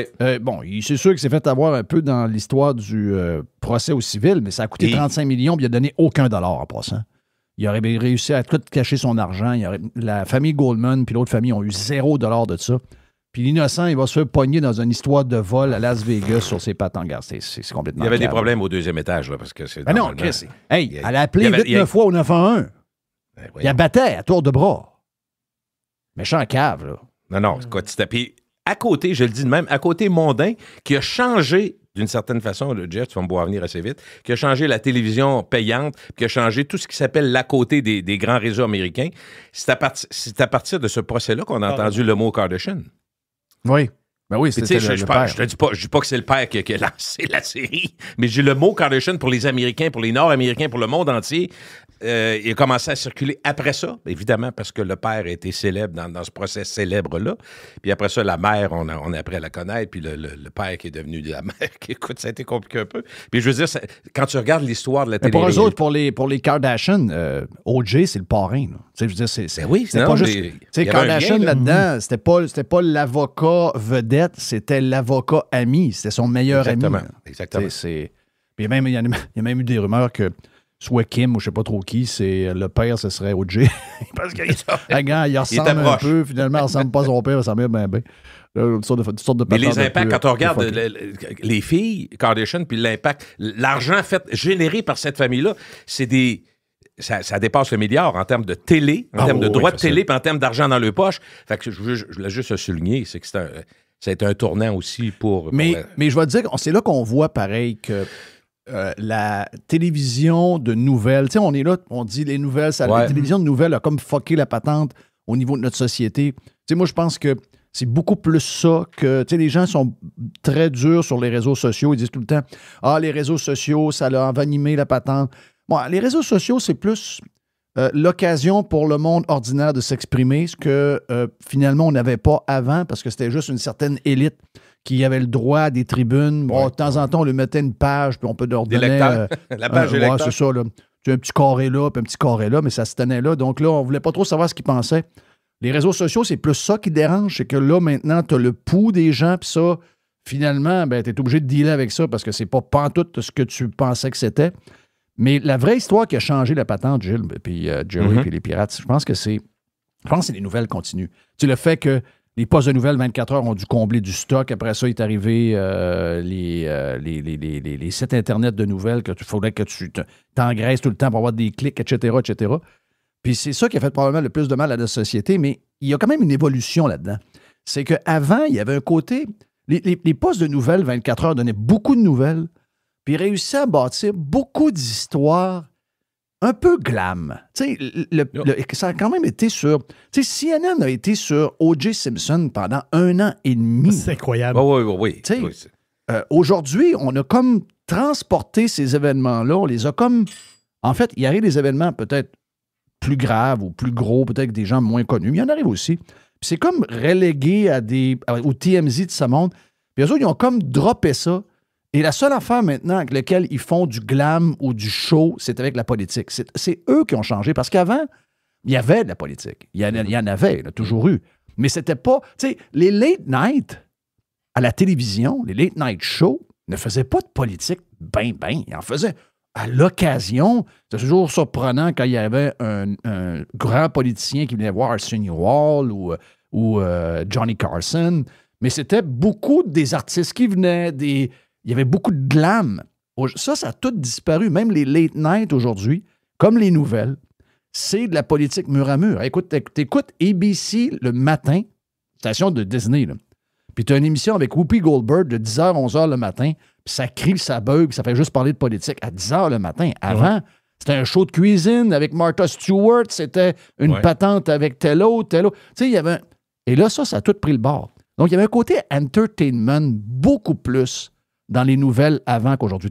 Alors qu'aujourd'hui, c'est devenu plus des missionnaires qui veulent absolument nous rentrer quelque chose dans la tête à tout prix. Tu es d'accord avec ça? Ben, je le vois, mais sauf que c'est pas heureux en termes de code d'écoute. Ça explique, c'est une partie, ce que tu dis là, ça explique exactement pourquoi les gens font la sélection des émissions puis des sites qu'ils veulent. Tu sais, je reviens, c'est le fun, on vit ça, la génération de nos enfants, tes filles puis mon fils le plus jeune, eux autres, ils se basent pas sur ça vient de où, tu comprends? C'est-tu intéressant? Puis souvent, ça passe par des canaux comme TikTok et les autres. Là. Il y a d'autres que je connais pas, mais ils vont chercher l'intérêt, puis l'intérêt, c'est toujours relatif. Mais les réseaux qui font des émissions liées à la politique, est-ce que la politique... je veux pas être plate, là, mais regarde juste depuis 2 semaines. La politique municipale, provinciale, fédérale, les gens n'ont rien à cirer. Ils veulent tous savoir ce qui est lié à Trump. Aujourd'hui, là, ça prend toute la place. Partout dans le monde. Moi, j'ai un plaisir, Jeff, à regarder ce qui se passe en Europe parce que, tu sais, un peu comme Jerry, on n'a pas la même région, là, mais on est fanat de l'Europe. Mais Jerry aime beaucoup la télévision française aussi. Oui. Jerry et Mr. Wild, vous êtes les trois, vous aimez écouter beaucoup ce qui se passe en France. Oui, non, je parlais pas ben, moi aussi, j'aime beaucoup Quelle époque, plein d'émissions de même. J'écoute TV5 souvent pour 1000 raisons. Mais ce que je veux dire, c'est que j'en arrive à Trump parce que je voulais te parler de ça un peu. Je suis déflaboxé de voir à quel point... Là, je commence, moi, personnellement, comme journaliste à petite échelle, à ma façon. C'était mon métier, mais tu sais, j'ai jamais l'impression que j'ai été plus une grand gueule puis un gars de radio, mais quand même. J'aime regarder... Je commence à regarder, Jeff, les effets et les impacts parallèles de Trump. C'est vraiment impressionnant. Puis déjà, même si... Écoute, ça fait un petit bout de temps... qu'on a eu la campagne, on a eu l'élection, mais tout va vite. Là, depuis 2 semaines, à cause de la menace, moi, j'appelle ça en fin de semaine, samedi, le jour T. T pour tarif ou T pour Trump. Mais tu sais, juste ça, là. Nous autres, on parle beaucoup du Canada, le Mexique aussi, il y a de l'excitation, tout ça, mais juste ça, en Europe, Jeff, ça a un impact majeur. Tout ce qui s'appelle la politique municipale, régionale, nationale, prenons la France, prenons l'Allemagne, mon frère vit en Allemagne depuis 40 ans. Ce qu'on parle, ce que le public veut savoir, c'est Trump. Partout, l'impact. Il va faire quoi? Parce que, il y a plein de raisons. Il n'y a personne qui va avoir les mêmes raisons, mais c'est intéressant, Jeff. Il y en a que c'est le show. Il est chaud, tu sais, il donne un show. Juste pour te dire, j'ai fait une petite recherche hier. J'ai dit, est-ce qu'il y a juste... J'étais avec mon fils, OK? Je vais revenir à l'Europe tantôt, mais j'étais avec mon fils à la maison. Puis je dis, t'as-tu écouté Trump dans le temps des Apprentice? Il dit, ouais, mais je l'ai entendu parler, je l'ai pas écouté. J'ai dit, OK, tu restes là, là.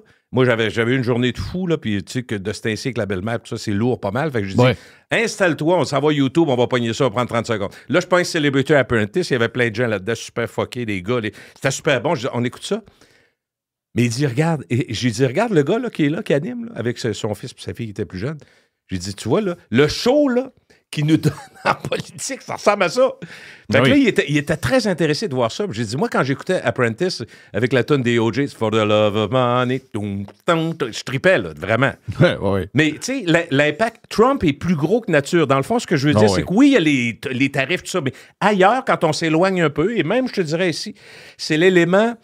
entre guillemets, entertainment. C'est pas de l'entertainment. Ben oui, c'est de l'entertainment parce que quand je parle à mon frère... Regarde, moi, j'ai hâte d'ouvrir. Quand je me lève là, à 5h30, 5h15, 5h30, J'ai hâte d'aller voir, j'ai une liste, là. J'ai hâte d'aller voir, bon, qu'est-ce qui est arrivé? Parce que toi, tu sais qu'il fait des affaires même de nuit, des fois, à 1h du matin, il écrit quelque chose. Bon, c'est quoi qu'il a fait? C'est quoi qui est arrivé?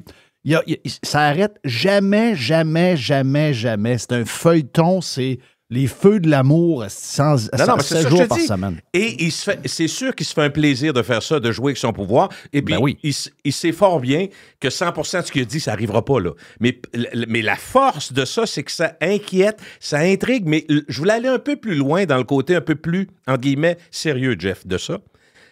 Ici, au Canada, si on est honnête, pour l'instant, ça a amené des politiciens à se poser des questions sur le travail qu'ils font, puis l'objectif de regarder en avant puis de prévoir des choses. On se rend compte là, qu'il y a beaucoup de choses qui auraient pu être faites pour améliorer notre économie, pour améliorer la frontière. Tout ça, on le savait, là.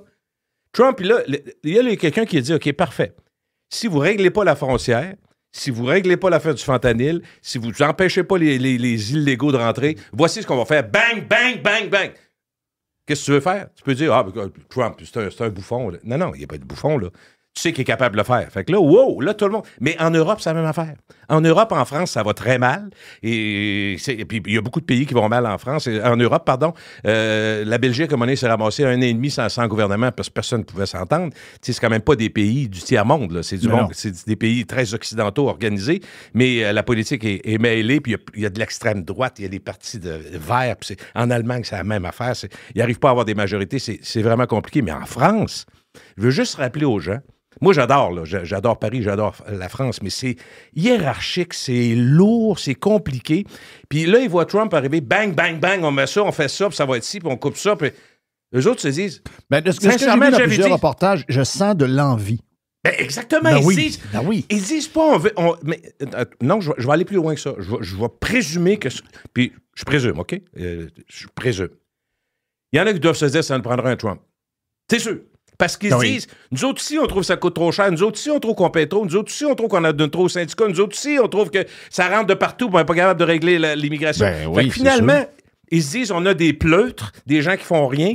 Fait que l'impact, c'est ça que je voulais vous dire, l'impact parallèle de tout, du phénomène Trump, c'est aussi tout le monde se remet en question. Puis, d'une certaine façon, il y a une jalousie internationale, particulièrement dans les pays occidentaux, parce qu'on comprend que ceux qui sont sous le joug de la Chine... Parce que les pays occidentaux sont rendus dans une époque, dans une étape de leur croissance où on est tous un peu dans le trouble. Complètement. On vit tout au crochet de l'endettement parce que on vit encore l'histoire des baby boomers. C'est fou, là. Mais on est toujours dans la continuité de... On a soulevé quelque chose des baby boomers, puis là, on ramasse les factures, puis là, ils sont vieux, puis on s'en occupe, là, tout est défraîchi. En voulant plaire à tout le monde, tu sais, Jeff, ce qui arrive, c'est qu'on vit au-dessus de nos moyens, puis on n'est pas tout seul au Canada, là. Puis on n'est pas le pire pays. Je veux pas dire qu'on est le meilleur, mais si tu regardes l'ensemble des pays occidentaux, tu fais un méchant saut. L'endettement, c'est fou comme de la merde. Puis quand tu es endetté aux oreilles, tu as moins de liberté pour prendre des décisions. Exact. C'est une évidence. Fait que, tu sais, en tout cas, moi, je commence à voir quelque chose qui... Écoute, je suis pas en train de dire... Mais je t'écoute, là, puis c'est bizarre pareil, parce que c'est pas une première. Il a été président en 2016. Puis je prends juste 30 secondes. Je pense qu'il y a un nouveau Trump. Je pense que c'est pas du tout le même Trump que le 45e. Le 47e, il connaît la patente. Là, il est arrivé, parce que c'est un outsider là, quand il est arrivé comme 45e. Mais là, il y a un côté politicien qu'il n'y avait pas là, en 2016. Exact. Là, il sait comment la machine fonctionne. Il sait un paquet d'affaires. Il est arrivé préparé. Moi, ce qui m'a marqué, je ne sais pas si tu connais la publication qui est assez importante sur le web qui s'appelle The Atlantic. Oui. The Atlantic, ça appartient à la femme de le gars d'Apple, Steve Jobs. Donc, qui est très, très, très, très, très, très, milliardaire, là, mais je veux dire, est très, très, très à gauche. Et The Atlantic, c'est quelque chose qui n'est pas rentable, c'est sûr, parce qu'il y a beaucoup de monde là-dedans, puis il y a beaucoup de grosses plumes, puis très démocrate, très à gauche. Et hier, dans The Atlantic, ça dit, OK, les autres sont anti-Trump, là. Ça dit, il est arrivé prêt, il est structuré, il sait où il s'en va. Watch out. OK? Même eux autres reconnaissent qu'en ce moment, il est en contrôle de la patente en jouant le vert. Parce que là, tu sais, le bouffon, le gars, c'est n'importe quoi.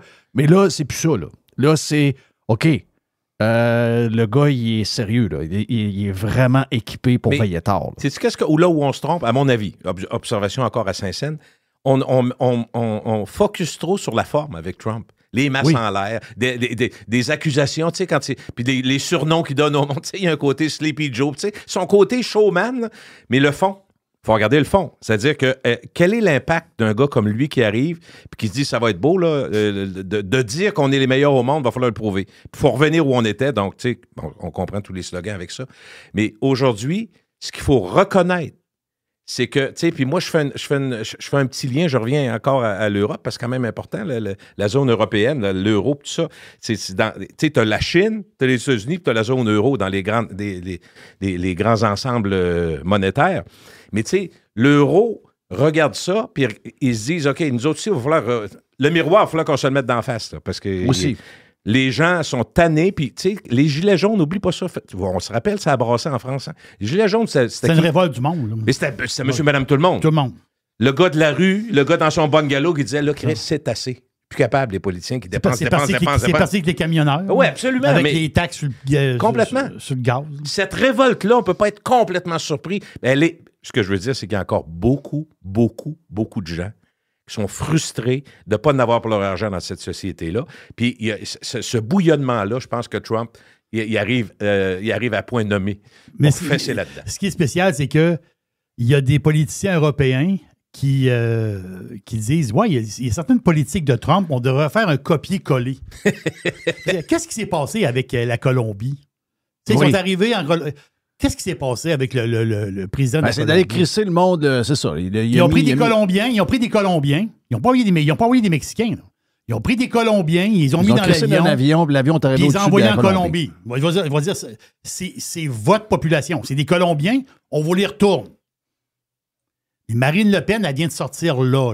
Il y a quelques heures. Ouais. Elle dit, faut faire exactement un copier-coller de qu'est-ce que Trump a fait.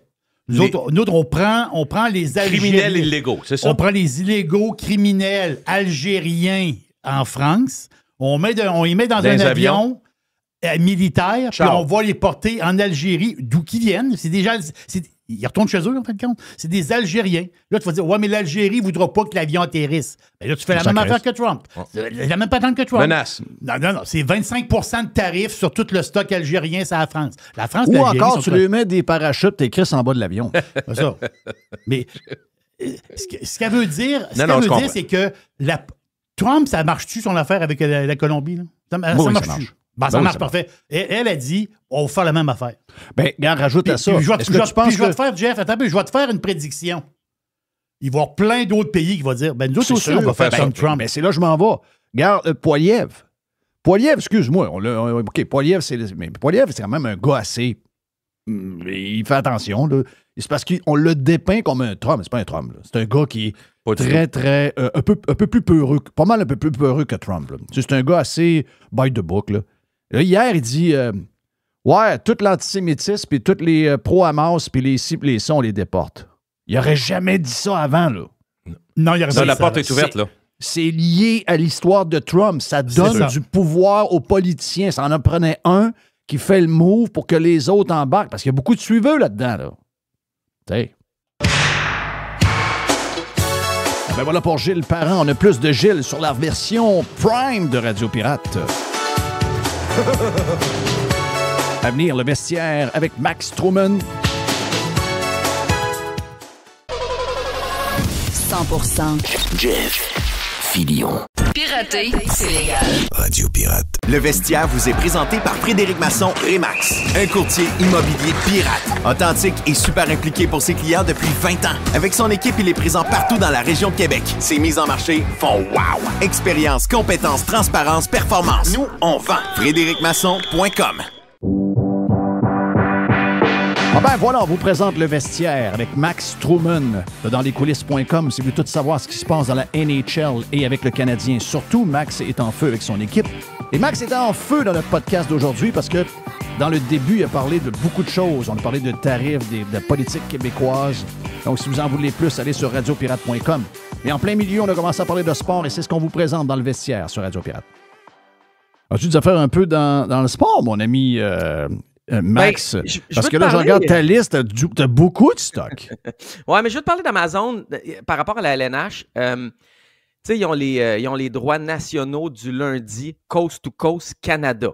OK? Fait que pendant 2 ans, un match du lundi impliquant une équipe canadienne est diffusé sur Amazon, en anglais, en ligne. Les 2-3 premières semaines, il y a eu Canadiens, il y a eu les Maple Leafs qui ont frappé un gros score et tout le monde était un peu excité.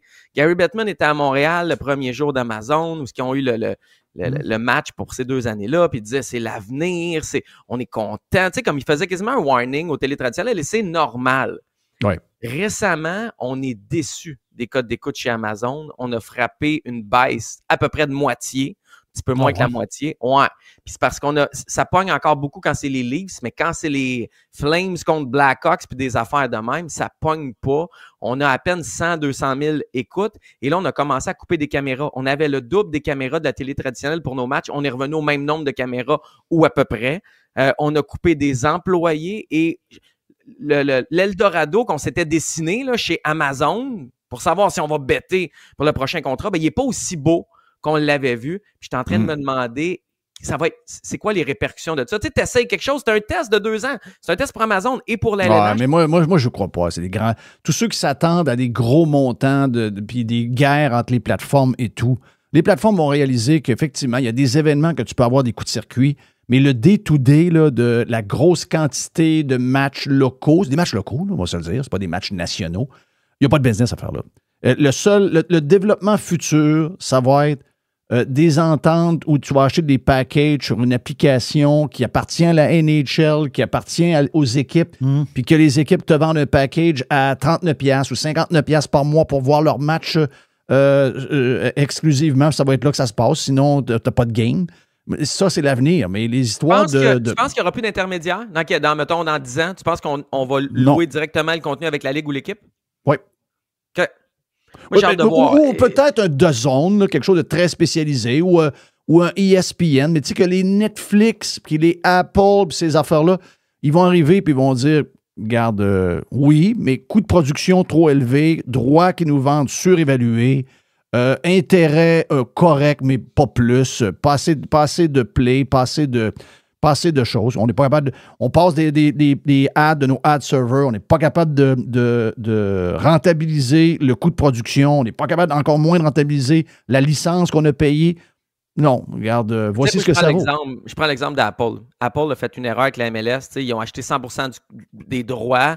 Puis, il faut vraiment que tu sois abonné à eux. Le RDS ont quelques matchs, là, une dizaine par année. Mais il faut que tu sois abonné à Apple TV+, il faut que tu sois abonné à MLS Season Pass. Tu as comme 2 couches de warning pour. Faut que tu payes 2 fois. Faut que tu payes 2 choses. Sinon, tu payes un gros prix si tu ne payes pas le premier. En tout cas, peu importe. Puis, on avait tous les matchs étaient en français. On est tombé. Tous les matchs canadiens étaient en français. On est tombé juste au CF Montréal en français. Tous les gars voyageaient au match. Maintenant, on va en faire beaucoup en studio. Fait que, tu sais, Amazon a réalisé que ça coûtait cher et que c'était dur à rentabiliser. Apple aussi. Exactement. Apple aussi a réalisé ça. Puis là, tu as Netflix qui rentre dans un peu d'NFL, mais beaucoup dans la lutte. Donc, c'est exclusif sur Netflix. J'ai hâte de voir parce qu'on paye Pat Laprade puis Kevin Raphaël, que j'aime. Là, c'est 2 bons gars. Là. On les paye 3, 4, 5, 6 fois plus cher que ce qu'ils gagnaient à TVA Sport. Pour décrire des matchs, analyser des matchs de chez eux sur Comrex. Ils n'ont même pas à se déplacer nulle part, ils font ça chacun de chez eux. Fait qu'on va sûrement réaliser qu'il n'y a pas grand monde qui l'écoute en différé en français, la lutte sur Netflix. C'est ça. Les premières années sont des tests. J'ai hâte de voir après cette phase de test-là s'ils vont... Mais tu comprends mon thinking, mais avec ce que tu viens de dire, tu viens d'enforcer ce que je pense. Je pense que tu as raison, Jeff. Je me demande juste dans combien de temps. La phase de test, ça dure combien de temps? Ça va aller en fonction du plancher, du plafond salarial. Ça va aller, puis, tu sais, les traditionnels ne sont pas capables de suivre. Donc là, eux, tous les espoirs sont avec les nouveaux joueurs. Là, les nouveaux joueurs, eux autres, ils savent compter. Puis là, les offres qu'ils vont avoir vont être tellement plus bas que qu'est-ce qu'ils s'attendent que là, le modèle ne fonctionnera pas. Puis là, ils vont se dire, peut-tu augmenter les tickets de 20% ou 15%? Là, les gars, ils vont dire, non, on peut pas, on est déjà trop cher. Donc là, il va y avoir une grosse réflexion derrière ça. Je pense qu'ils commencent à arriver au bout de leur modèle, même si on n'a pas cette impression-là, parce que le plafond monte tout le temps, là. C'est parce que là, on est sur des vieux contrats, mais là, à un moment donné, la réalité va te rattraper. Vous allez voir que les plateformes savent compter. Là. Je suis curieux, Jeff, puis Jerry, même chose, puis Mr. White, ça te tente. Là. Avez-vous RDS? À maison? Est-ce que vous payez pour RDS? Non. OK. TVA Sport? Non. Parfait. OK. Netflix, oui. Je suis sûr que certains que vous avez Netflix. Oui. Amazon Prime? Oui. Ben, in and out, c'est ça. In and out. In and out. Parfait. Si tu avais des matchs puis c'était la seule place pour regarder. J'ai pas d'Apple TV. J'ai eu une offre de 3 mois gratis. Là, j'ai pas d'Apple TV. C'est ça mon point. C'est que si tu es un streamer puis tu veux vraiment aller chercher le partisan, il faut que ça soit Amazon ou Netflix. Quand tu vas sur Apple, quand tu vas même sur DAZN est tellement spécialisé que c'est pas tout le monde qui va se l'acheter. Moi, puis DAZN était à 20$. Au début, quand j'étais abonné, c'était 20$. J'étais abonné moi, une couple d'années. Mais c'était 20$ par mois. Puis ça a monté 29-30, je sais pas trop. Là, ça commence à être wow. Moi, il y avait la première ligue. J'étais là-dessus, mais quand il y a la première ligue, et puis là, je l'ai abandonné, mon DAZN. Mais c'est très précis. C'est ça mon point. C'est que si c'est un méga qu'on a pour des séries, pour de l'humour, pour des documentaires comme Netflix, comme Amazon Prime, tu peux me rajouter le sport là-dedans. Ça va, mais je vais rester abonné plus longtemps. Jerry va l'avoir à l'année au lieu d'être in and out. Mais si tu me demandes encore de m'abonner à quelque chose d'autre, un moment donné, mon portefeuille, il est vide. Là. Mon dollar loisir, j'en dépenserais pas 700 par mois pour regarder des matchs de sport. Là. Tu l'as dit tantôt, un match régulier, Calgary, Chicago. Mais les matchs, parce que je pense qu'il y a eu, au début, c'était des événements. Donc, les streamers, ils ont fait des événements. Puis je pense qu'ils se sont, on va dire, quand c'est un événement, c'est un événement. T'sais, on l'a vu avec la patente de boxe, là, Paul, puis c'est des événements. Mais du régulier, à tous les soirs, le régulier, le normal, le sport normal, régulier. Tabarouette. Mais regarde, là. On en passe des games. Ça veut dire, oui, mais c'est la raison pourquoi. Ce que tu viens de dire là, c'est la rareté, OK? Pas les films, mais voyons, chose Paul avec Tyson, c'est assez rare, là, OK?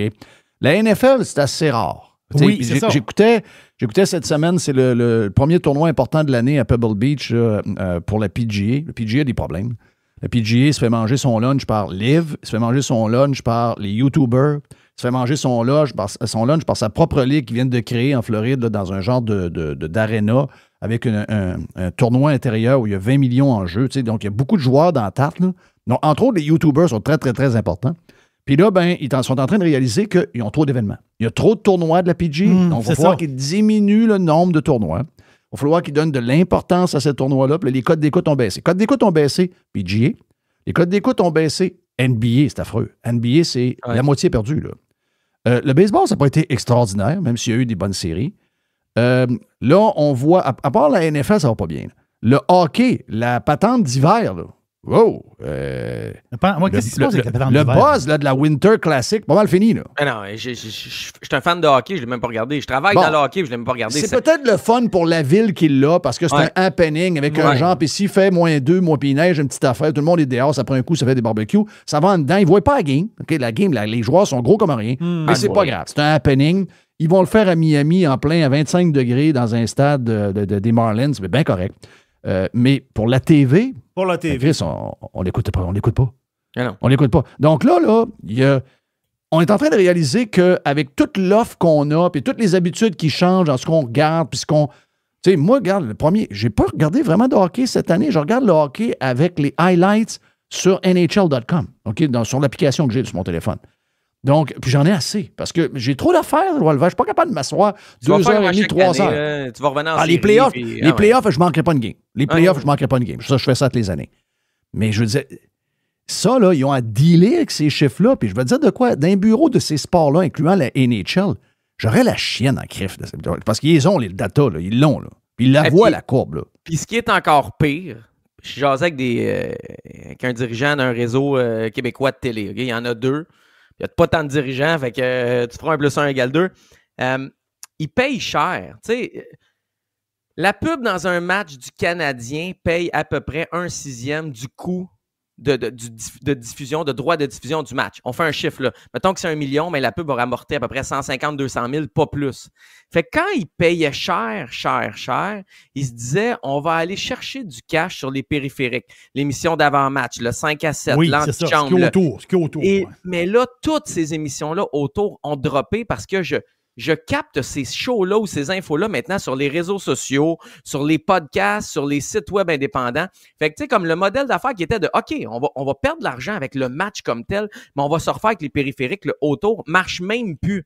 Fait que dans le prochain deal, là, RDS et TVA Sport ne seront pas capables de miser le même montant qu'ils avaient mis avant. Mais la LNH ne va pas vouloir le même montant, elle va vouloir plus encore. Elle l'aura pas. Ben, à date, ils l'ont toujours. Un moment donné, tu as raison, ils vont avoir un point d'inflexion, mais à date, ils l'ont toujours. Oui, mais ils l'auront pas là. Tu penses que ça va être le début du plafond, là? Max, ils vivent ce que tout le monde vit. Avant, le journal, il disait, la page 107, on a 2 carrés de 3 pouces par 3 pouces à vendre. Notre journal, il vend plein de pubs à tout le monde. T'es appelais, il y avait des arbres bêtes. Il était même pas fin. J'avais besoin d'une pub. Il me reste juste la page 107. J'ai 3 pouces par... C'est un nombre de lignes. Là. 3 pouces par 3 pouces. On se comprend? Oui. Là, le gars disait, c'est 3700 $. Là, il dit, hein, ça m'arnaque, c'est cher. Avez-vous des chiffres, savoir... On a 1 million de copies qui se promènent, on a telle affaire. Bon, mais la page 107, il y avait combien de monde? C'est ça, tu le prends-tu? J'ai un autre gars sur la ligne qui apprend. T'apprends-tu ou t'apprends pas? Ah, ben, je vais apprendre. C'est-tu pour une semaine, ça? Non, juste demain. Pardon? Et là est arrivé l'Internet. On le sait combien de gens vont sur la page 107. Tu comprends-tu ce que je veux dire? 100%. C'est là-dedans. Tu sais plus que moi. Ben oui. Donc, là, finalement, la page 107, qu'on pensait qu'il y avait 1 million de personnes qui regardent, il y a 10 000 personnes. À 7 piastres du 1000. Donc là, le gars, il rappelle, ouais, j'apprendrai la page 107. C'est combien? Ça va être 70 piastres. C'est plus 3700. Ben, c'est ça pour c'est ça pour tout. Ça inclut eux autres. Salutations à Vincent. Juste salutations à Vincent. Vincent Marissal. Oui, Vincent Marissal, lui, il l'a su. Exact, c'est tout. Oh oui, lui. Oh oui. Alors, non, mais t'as raison. C'est juste que... ça, j'ai encore le goût de partir. Alors, non, mais tu comprends la patente? Ben oui, mais il y a toujours, c'est ça mon point, on revient tantôt, là, des fois je me répète, là, mais c'est la zone test, la période test. Amazon réalise que, OK, il n'y a pas de temps à faire. C'est sûr que la LNH demande plus à Amazon parce que c'est un nouveau deal. Fait que, est-ce que le test va décourager Amazon de bêter fort puis après de redispatcher à d'autres, ou au contraire, Amazon va dire, non, on l'essaye 5 ans, on l'essaye 10 ans. Tu sais, c'est-tu là qu'on atteint le point où ça va se vendre moins cher ou c'est dans 10 ans? C'est ma crainte ou mon doute, mais puisqu'on parle de deal de télé, les droits nationaux francophones, on est nerveux chez TVA Sport, on sait qu'on peut le perdre, on est même nerveux pour le futur de l'entreprise. Il y en a qui continuent de dire publiquement qu'ils sont optimistes, là, mais derrière des portes closes, on est quand même nerveux. Tandis que chez RDS... On se comprend que si eux perdent ça, c'est la fin de TVA Sport. C'est la fin parce que les périphériques marchent moins, puis le reste du sport accote pas les codes d'écoute du Canadien, puis c'est pas régulier comme le Canadien. Puis ce qu'il faut comprendre encore une fois, c'est que RDS a les droits régionaux, c'est 60 games, contrairement à 22, fait que c'est beaucoup, beaucoup de games, puis c'est Bell. Donc RDS, c'est Bell, qui jase avec le Canadien, que c'est Bell. Tu sais, on est conscient à TVA Sport que, écoute, les droits régionaux vont encore être donnés à RDS. Là. Fait que, RDS, c'est moins nerveux, on sait qu'on va aller chercher des matchs pareils. C'est du côté de TVA Sport on est beaucoup plus nerveux. Regarde, je vais juste te donner... c'est sûr que quand on relativise, on sait que ces gens-là ont les poches creuses. Mais, poches creuses, ils ont quand même, à chaque 3 mois, des résultats financiers à donner, puis on sait comment ça marche. Il faut qu'ils soient... C'est un stress, là. Je veux dire, oui, ils ont de l'argent, mais je veux dire, il faut que ça soit rentable. Donc, on a eu... Quand est-ce que les chiffres de Netflix sont sortis, Jerry? Est-ce que c'est hier? Ou cette semaine? Netflix, ouais, c'est-tu vendredi passé? OK, donc voici ce qu'on a comme chiffre. Netflix a généré des revenus en 2024 de 39 milliards de dollars. OK? C'est 609 % de plus qu'il y a 10 ans, alors qu'ils avaient 5,5 milliards de revenus. Ils ont des profits en 2004 de 8,7 milliards, 32 fois plus qu'en 2014. Donc, c'est sûr que ces gens-là ont énormément d'argent. Ils ont, à chaque fois qu'ils veulent améliorer, parce que le nombre de subscribers, je pourrais vous donner le nombre de subscribers, c'est complètement fou, là, les chiffres des subscribers, c'est crazy. Là. Mais ces gens-là ont besoin toujours de plus de subscribers. Ils ont toujours, donc, ils ont de l'argent, OK? Mais je pense qu'ils sont capables de faire ce qu'on pense pour la NHL, mais il va y avoir un montant qui va peut-être surprendre la NHL, parce que c'est des gens qui savent compter. Parce qu'ils ont des résultats à avoir, ils veulent avoir un rendement sur l'action, ils ont des dividendes. Je pense qu'ils vont avoir des dividendes, Jerry, à Netflix? Si ça arrive, c'est une trip de bonnes nouvelles. OK, il n'y en a pas encore. Donc, c'est juste sur le rendement de l'action qui fonctionne. Donc, le rendement de l'action. Vous allez comprendre que... Une entreprise, Netflix, là, que pendant la pandémie, j'étais beaucoup dans les actions individuelles. Là. C'est une entreprise qu'on disait ils vont disparaître, ils sont petits, Apple s'en vient, puis Amazon est là, puis tout. Netflix n'est pas en train de disparaître, il est en train de solidifier sa place, puis l'action de Netflix vaut quasiment 1000$ à matin. Là. Je veux dire, c'est des entreprises qui vont pas disparaître. Puis là, tu regardes, tu fais un lien avec Groupe TVA. Groupe TVA est en dessous de la pièce, là. Oui. Je pense que c'est 80 quelques cents, 90 cents. Puis même Québécois, c'est correct. Puis une chance qu'ils ont Vidéotron puis qu'ils ont d'autres affaires. Mais surtout une chance qu'ils ont les téléphones cellulaires. Ben oui. C'est les téléphones cellulaires qui leur ont sauvé le cul. Oui. Téléphone cellulaire, puis c'est ça. Ça a été le câble pendant une certaine période de temps. L'Internet avec Vidéotron, là, c'est la téléphonie cellulaire. Puis d'ailleurs, je viens de changer Vidéotron. Même pas une plug, là. C'est juste que... Si vous allez aux États souvent, prenez Vidéotron, là, tu peux appeler avant d'aller aux États, ils te changent ton forfait, tu reviens, tu remets ton forfait avant. J'avais 4 téléphones, j'allais à New York 3 jours, ils m'ont coûté 4$. OK, c'est bon. D'aller aux États, fait que tu sais, je sais pas si vous comprenez ou pas, là, mais en tout cas, Vidéotron, si vous allez aux États une fois de temps en temps, ça vous coûte pas 18$ par jour avec des extras puis tout, là. Vous changez de forfait avant de partir, vous reprenez votre forfait en revenant, ça vous coûte au prorata, genre 1$ par téléphone pour un 3-4 jours à New York. C'était quand même le fun. Très bonne idée, très bonne idée. Ouais. Hey, je sais que t'es squeezé, il te reste un genre de 4 minutes. Quel sujet que tu as le goût de nous jaser? Ben, il y a un sujet qui, moi, je trouve qu'il est le fun. Là. Oui. Juste un petit mot, c'est ce soir, on reçoit Minnesota. Ça va être le fun. Ben oui, ça va être le fun. Je finis à 6h à Marivic. Je couvre l'entraînement du CF Montréal. Je vais regarder s'il n'y a pas des billets à la dernière minute. Là. Peut-être aller voir ça au Centre Bell. C'est assurément là, le dernier match de Marc-André Fleury à Montréal. Voilà, c'est ça qui est bon. Est-ce que Mailloux va jouer? Mailloux ne jouera pas. Ben, quand on a commencé à taper, il n'avait pas été rappelé encore. Moi, je pense que Mailloux va être dans l'avion vers la Californie. Le Canadien va le vendredi de mémoire, donc demain. Je pense que Mailloux va être dedans. Sinon, ça sera un autre défenseur à la base. C'est quoi l'histoire avec Mailloux? Pourquoi il pourrait jouer? Il est blessé, c'est quoi? Ouais, ben, Caden Goulet qui s'est blessé. Ah, c'est Goulet qui s'est blessé. Écoute, il y a tellement d'affaires. Premièrement, Fleury, ce qui est cool, c'est que pour une fois, il a demandé à son coach de jouer un match. Son coach, il a dit oui. Fait qu'il joue ce soir au Centre Bell. C'est très, très cool. Je suis sûr qu'on va l'ovationner puis qu'on va avoir de la classe. On ne se mettra pas à le huer parce qu'il joue pour une équipe américaine. Fin de la parenthèse.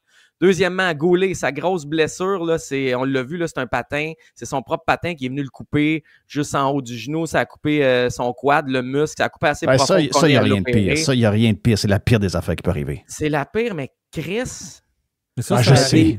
Il y a des bas spéciaux pour ça. Ouais. Il y a des ça marchait à 100% pour vrai. Mais si tu as la combine puis le bas, ça doit quand même marcher un peu, ça doit empirer. Je ne sais pas, peut-être qu'il y avait les deux, là, Caden Goulet, mais on a des pièces d'équipement, c'est comme le protège-cou. Patrick Laine, il a de l'air de jouer avec un genre de truc médical. Non, il y a juste un protège-cou parce qu'il y a quelqu'un qui est mort l'année passée à cause d'un patin dans le cou. Fait que, tu sais, des fois, là, j'ai l'impression que les joueurs tournent les coins ronds un peu sur leur propre sécurité. Puis j'espère que Goulet avait les deux pièces, parce que s'il n'y en avait aucune des deux, c'est poche, parce qu'il n'est peut-être pas sur le bord de revenir. Gabriel Landeskog s'est fait la même blessure, puis il n'est pas revenu encore parce que ça avait atteint le cartilage. Puis le cartilage à l'âge adulte, ça se répare pas, ça se revigore pas comme quand tu es jeune.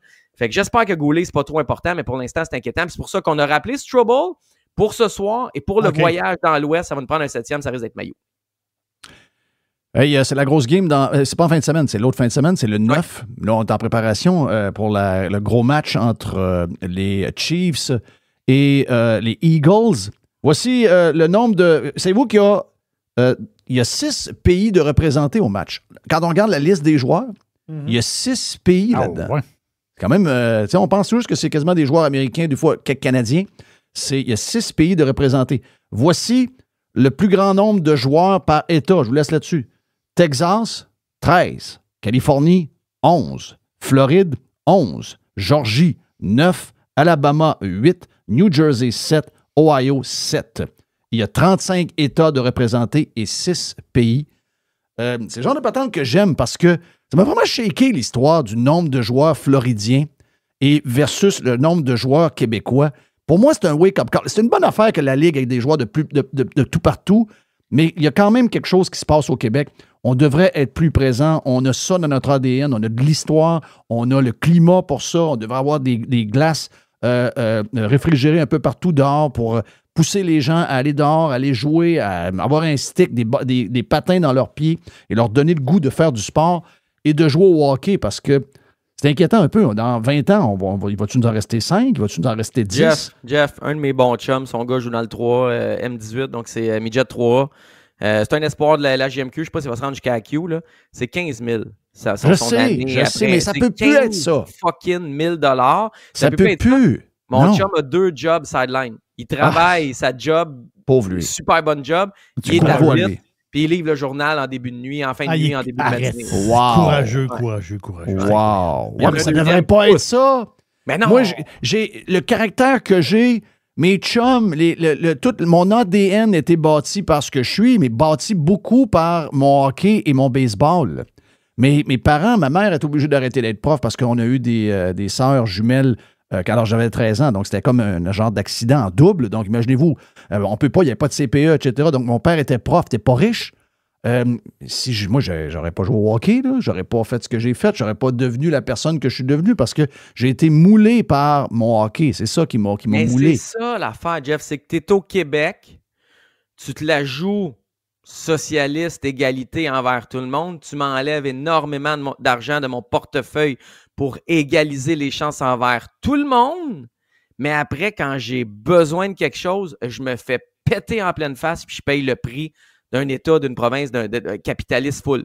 Que ça coûte 15 000 en Floride, 10 000 en Floride, c'est leur modèle d'affaires, mais il m'en reste plus dans mes poches à la fin du mois, fait que je peux décider où je le mets. Ici, il m'en reste moins dans mes poches. J'en ai plus. T'expliques ça très, très bien. C'est drôle parce qu'on a un chum, Rick the Rocker Trucker, qui a mis sa poutine au Connecticut en photo. Une poutine un assiette, la photo, c'est jamais représentatif de ce que c'est l'assiette pour vrai. Il n'y a rien de plus dur que photographier une assiette en passant.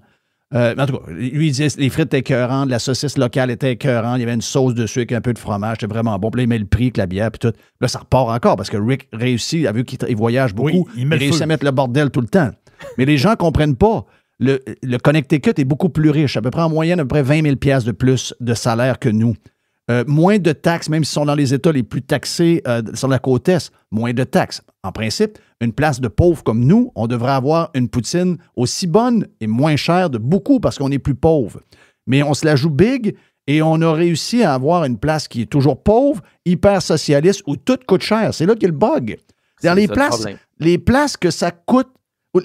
Moi, ça ne me dérange pas qu'on ait des salaires plus bas.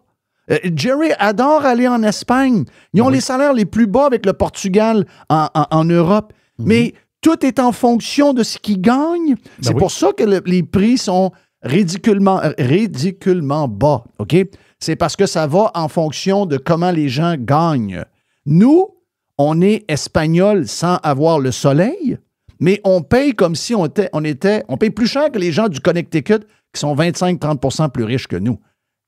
Ça fonctionne pas. Donc, sur le hockey, c'est ça le problème. C'est pour ça que ça coûte 15 000. Fais confiance à Justin Trudeau, Chrystia Freeland, puis Mélanie Joly. On va répliquer. François Legault est là. Tout le monde va nous protéger, puis ça va tout se régler, Jeff. Je sais. Dans lescoulisses.com pour tout savoir sur le Canadien et sur la NHL, pour lire l'équipe et aussi notre chum Max. C'est toujours le fun de jaser, mon Max. Thank you, man. Bon week-end. Take care. Yes.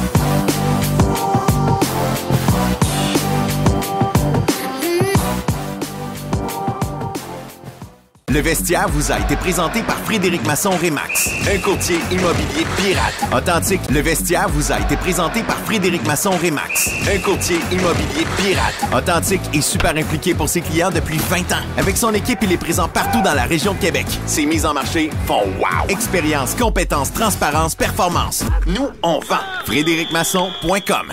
The Revolution. Radiopirate.com. Fresh 100%. 100% pirate. Radio Pirate. Faites partie de la révolution. Hey, l'aubergiste, c'est le week-end!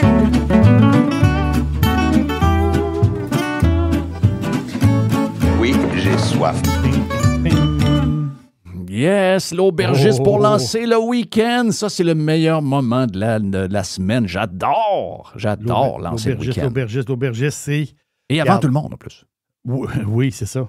Puis aujourd'hui, on s'en va dans une destination que c'est la première fois qu'on va là. Ben, pas pour y aller en vacances, mais pour y aller pour le vin, c'est la première fois qu'on y va. Pour vrai, là. Donc, on prend l'avion, on s'en va à San Diego. Et là, on arrive à San Diego, on se loue un char. Puis on s'en va vers le sud. Mexico. On traverse la frontière. Oh, t'as un peu, là. Tijuana, on prend un café en passant. Pas trop longtemps. Et on descend à peu près 1h30, grosso modo, de Tijuana vers le sud. On va dire, mettons, un peu sud-est de Tijuana. Es-tu en train de me parler que d'un vin mexicain? Ben oui, vin mexicain. Mexico. Wow. Oui, mexicano. On s'en va dans la vallée de Guadalupe. C'est, bon, on va dire, c'est le début de la Basse-Californie, parce que quand on est, il y a d'autres qui appellent ça la Basse-Californie. Tu as la Californie, les États-Unis. Tu as la Basse-Californie, puis si tu t'en vas à l'extrémité, qui est très, très loin, parce que la Basse-Californie, c'est immense. Là, on s'en va au bout, puis il y a des terrains de golf, puis il y a des plages, puis c'est là que le monde va s'amuser, là, à Cabo San Lucas. Mais là, on est dans le haut de la Basse-Californie, si on peut dire. On est à côté des États-Unis. On est à 1h30 là, de la frontière. 1h30 de San Diego, là, grosso modo. Donc, cette vallée-là de Guadalupe, c'est, on va dire, si on prend toute la Basse-Californie au complet, c'est 95% des vins mexicains sont faits dans ce coin-là. Oh. Parce que si la température est parfaite, je dis parfaite, non. La température, parce que du raisin, ça ne va pas pousser dans des places avec une température comme un peu équatoriale. Non, ça prend... Ça peut être semi-désertique, ça ne dérange pas trop. Parce qu'il y a des cépages qui font la job. Donc, dans ce coin-là, il y a, parce que la vallée de Guadalupe, on parle d'une 60aine d'établissements. C'est pas rien. Et il y a même, ils font des wine tours. C'est beau. Il y a vraiment des beaux coins. Il y a beaucoup de monde qui passe par là pour faire des wine tours, pas trop cher. Puis c'est des places à le fun. C'est un climat, oui, l'été, c'est torride. Là, on parle de 40. C'est la même température. C'est drôle de ce coin-là. C'est un peu comme la même température que dans le coin de Vegas. C'est très, très chaud l'été. L'hiver, des fois, la nuit, ça peut descendre en dessous de zéro. Et tu as très, très peu de pluie. Je suis allé voir, j'ai comparé. La vallée de Guadalupe, c'est 100 mm de pluie par année. Ça se compare, je suis allé voir, ça se compare à Vegas. On les voit à Papadante, là. C'est vraiment désertique, ce coin-là. Sauf que c'est irrigué, il y a une rivière, puis il y a de la vigne là, c'est inimaginable. Et ce qui est capoté, c'est les sols. C'est un sol de sable et d'argile, très particulier et favorable à certains cépages. Là, il y a une des places les plus connues de cette vallée-là, okay? C'est le vignoble Seto. C-E-T-T-O. Seto. L'histoire, c'est facile. L'histoire, ça faut remonter en 1900, dans les années 20. Là. Immigrant italien, le gars, il arrive d'Italie, il arrive aux États-Unis, le gars s'installe, ça va, la conquête de l'Ouest, comme on dit, il y a beaucoup de travail dans l'Ouest. Le gars s'en va travailler dans l'Ouest, avec d'autres Italiens aussi. À un moment donné, il arrive en Californie, descend au Mexique, se trouve de l'ouvrage. C'était des employés de champ qui cherchaient de l'ouvrage pour travailler.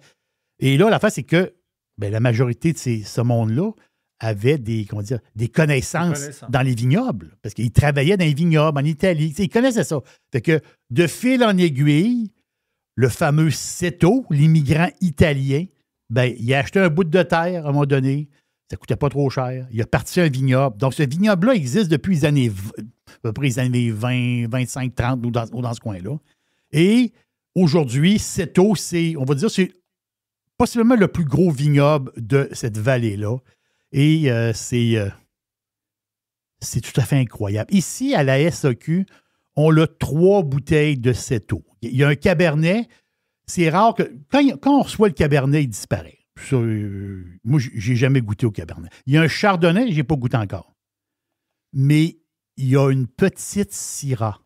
Oh! Petite, pas Syrah. On dit, mettons, les Australiens, ils vont dire Shiraz. Les Français vont dire la Syrah, de la Syrah. Mais là, on l'a petite Syrah. Hein? C'est quoi ça, petite Syrah? La petite Syrah, c'est un cépage qui est presque abandonné en France.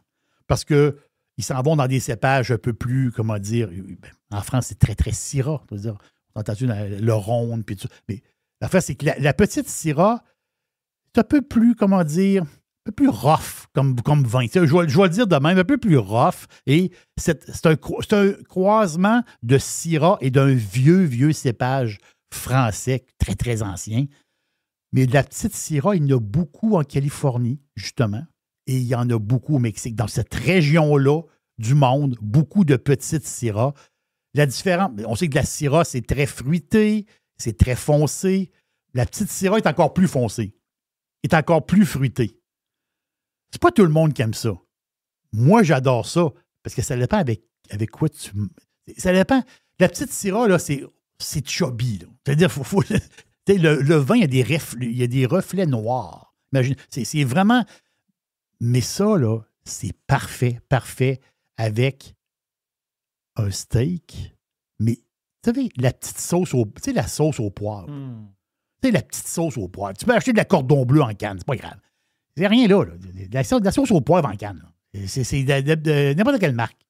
Mais la sauce au poivre avec la viande, avec un beau rosé dedans, et une gorgée de petite Syrah mexicaine. Oh. M'excuse, non, tu viens fou. Tu viens complètement fou. Ça n'a pas de sens. Ça va vraiment avec la sauce au poivre. Pourquoi? Parce que la petite Syrah, il y a un côté très mûr, très confiture. Il y a un côté végétal, mais il y a une ligne de poivre là-dedans tout à fait fantastique. Oui, je comprends. C'est pas un vin, comment dire, c'est un vin qui est un peu brut. Je ne sais pas comment le dire d'une autre manière. C'est plus carré un peu. Mais c'est fantastique. Puis l'affaire, c'est qu'on est dans les petits prix. On dit que la SEQ monte les prix. La SEQ monte les prix. Là, on a un vin mexicain, là. Mexique, c'est pas cher, le vin. Ah, oui. Cetto fait des grands vins, ils ont des grands crus. Là, ici, on parle d'une bouteille à 13,65. 13, c'est pas cher, là. Petite Syrah, le nom, c'est la Cetto. Petite Syrah, 13,5 alcool, 1,5 g de sucre au litre. Bonjour les ketos. Oh. Non, by the way, les autres, ils mangent de la viande. Et moi, je l'appelle le petit prix alerte, dans le sens que c'est vraiment bon avec de la viande. Puis je vous le dis, ça prend la sauce au poivre. Et tu détectes, pas la première gorgée, pas au premier verre, mais au deuxième verre, tu vas détecter une petite ligne de vanille aussi dans ce vin-là. Moi, regarde, c'est un vin bourré de soleil. C'est du soleil que tu verses dans ton verre. C'est 13,65. C'est vraiment pas cher. C'est vraiment... Je trouve que c'est un excellent deal. Donc, je répète le nom. La Cetto, Petite Syrah, Mexicano. C'est très, très bon. Donc, 13 sur les 5. Let's go. Wow. Bon week-end. C'est lancé. My God, la belle journée de la semaine. Et on est les premiers à lancer le week-end. Et c'est toujours l'aubergiste qui le fait. L'aubergiste, c'est une machine. L'aubergiste, il nous donne le goût de... de jouer au golf dans ce coin-là, d'aller prendre du vin, même si j'en prends pas, tabarouette. Il est vendeur de même, l'aubergiste. Une petite ronde de golf là, à Cabo, là, ça ferait... À 450$ US, par exemple? Oui, mais... Il n'y a pas grand-chose en bas de 450$ US dans ce coin-là. Il marche en US, c'est ça? Ah oui, il marche en US. On est obligé de les boycotter aussi, tabarnache. Hey, l'aubergiste, c'est le week-end!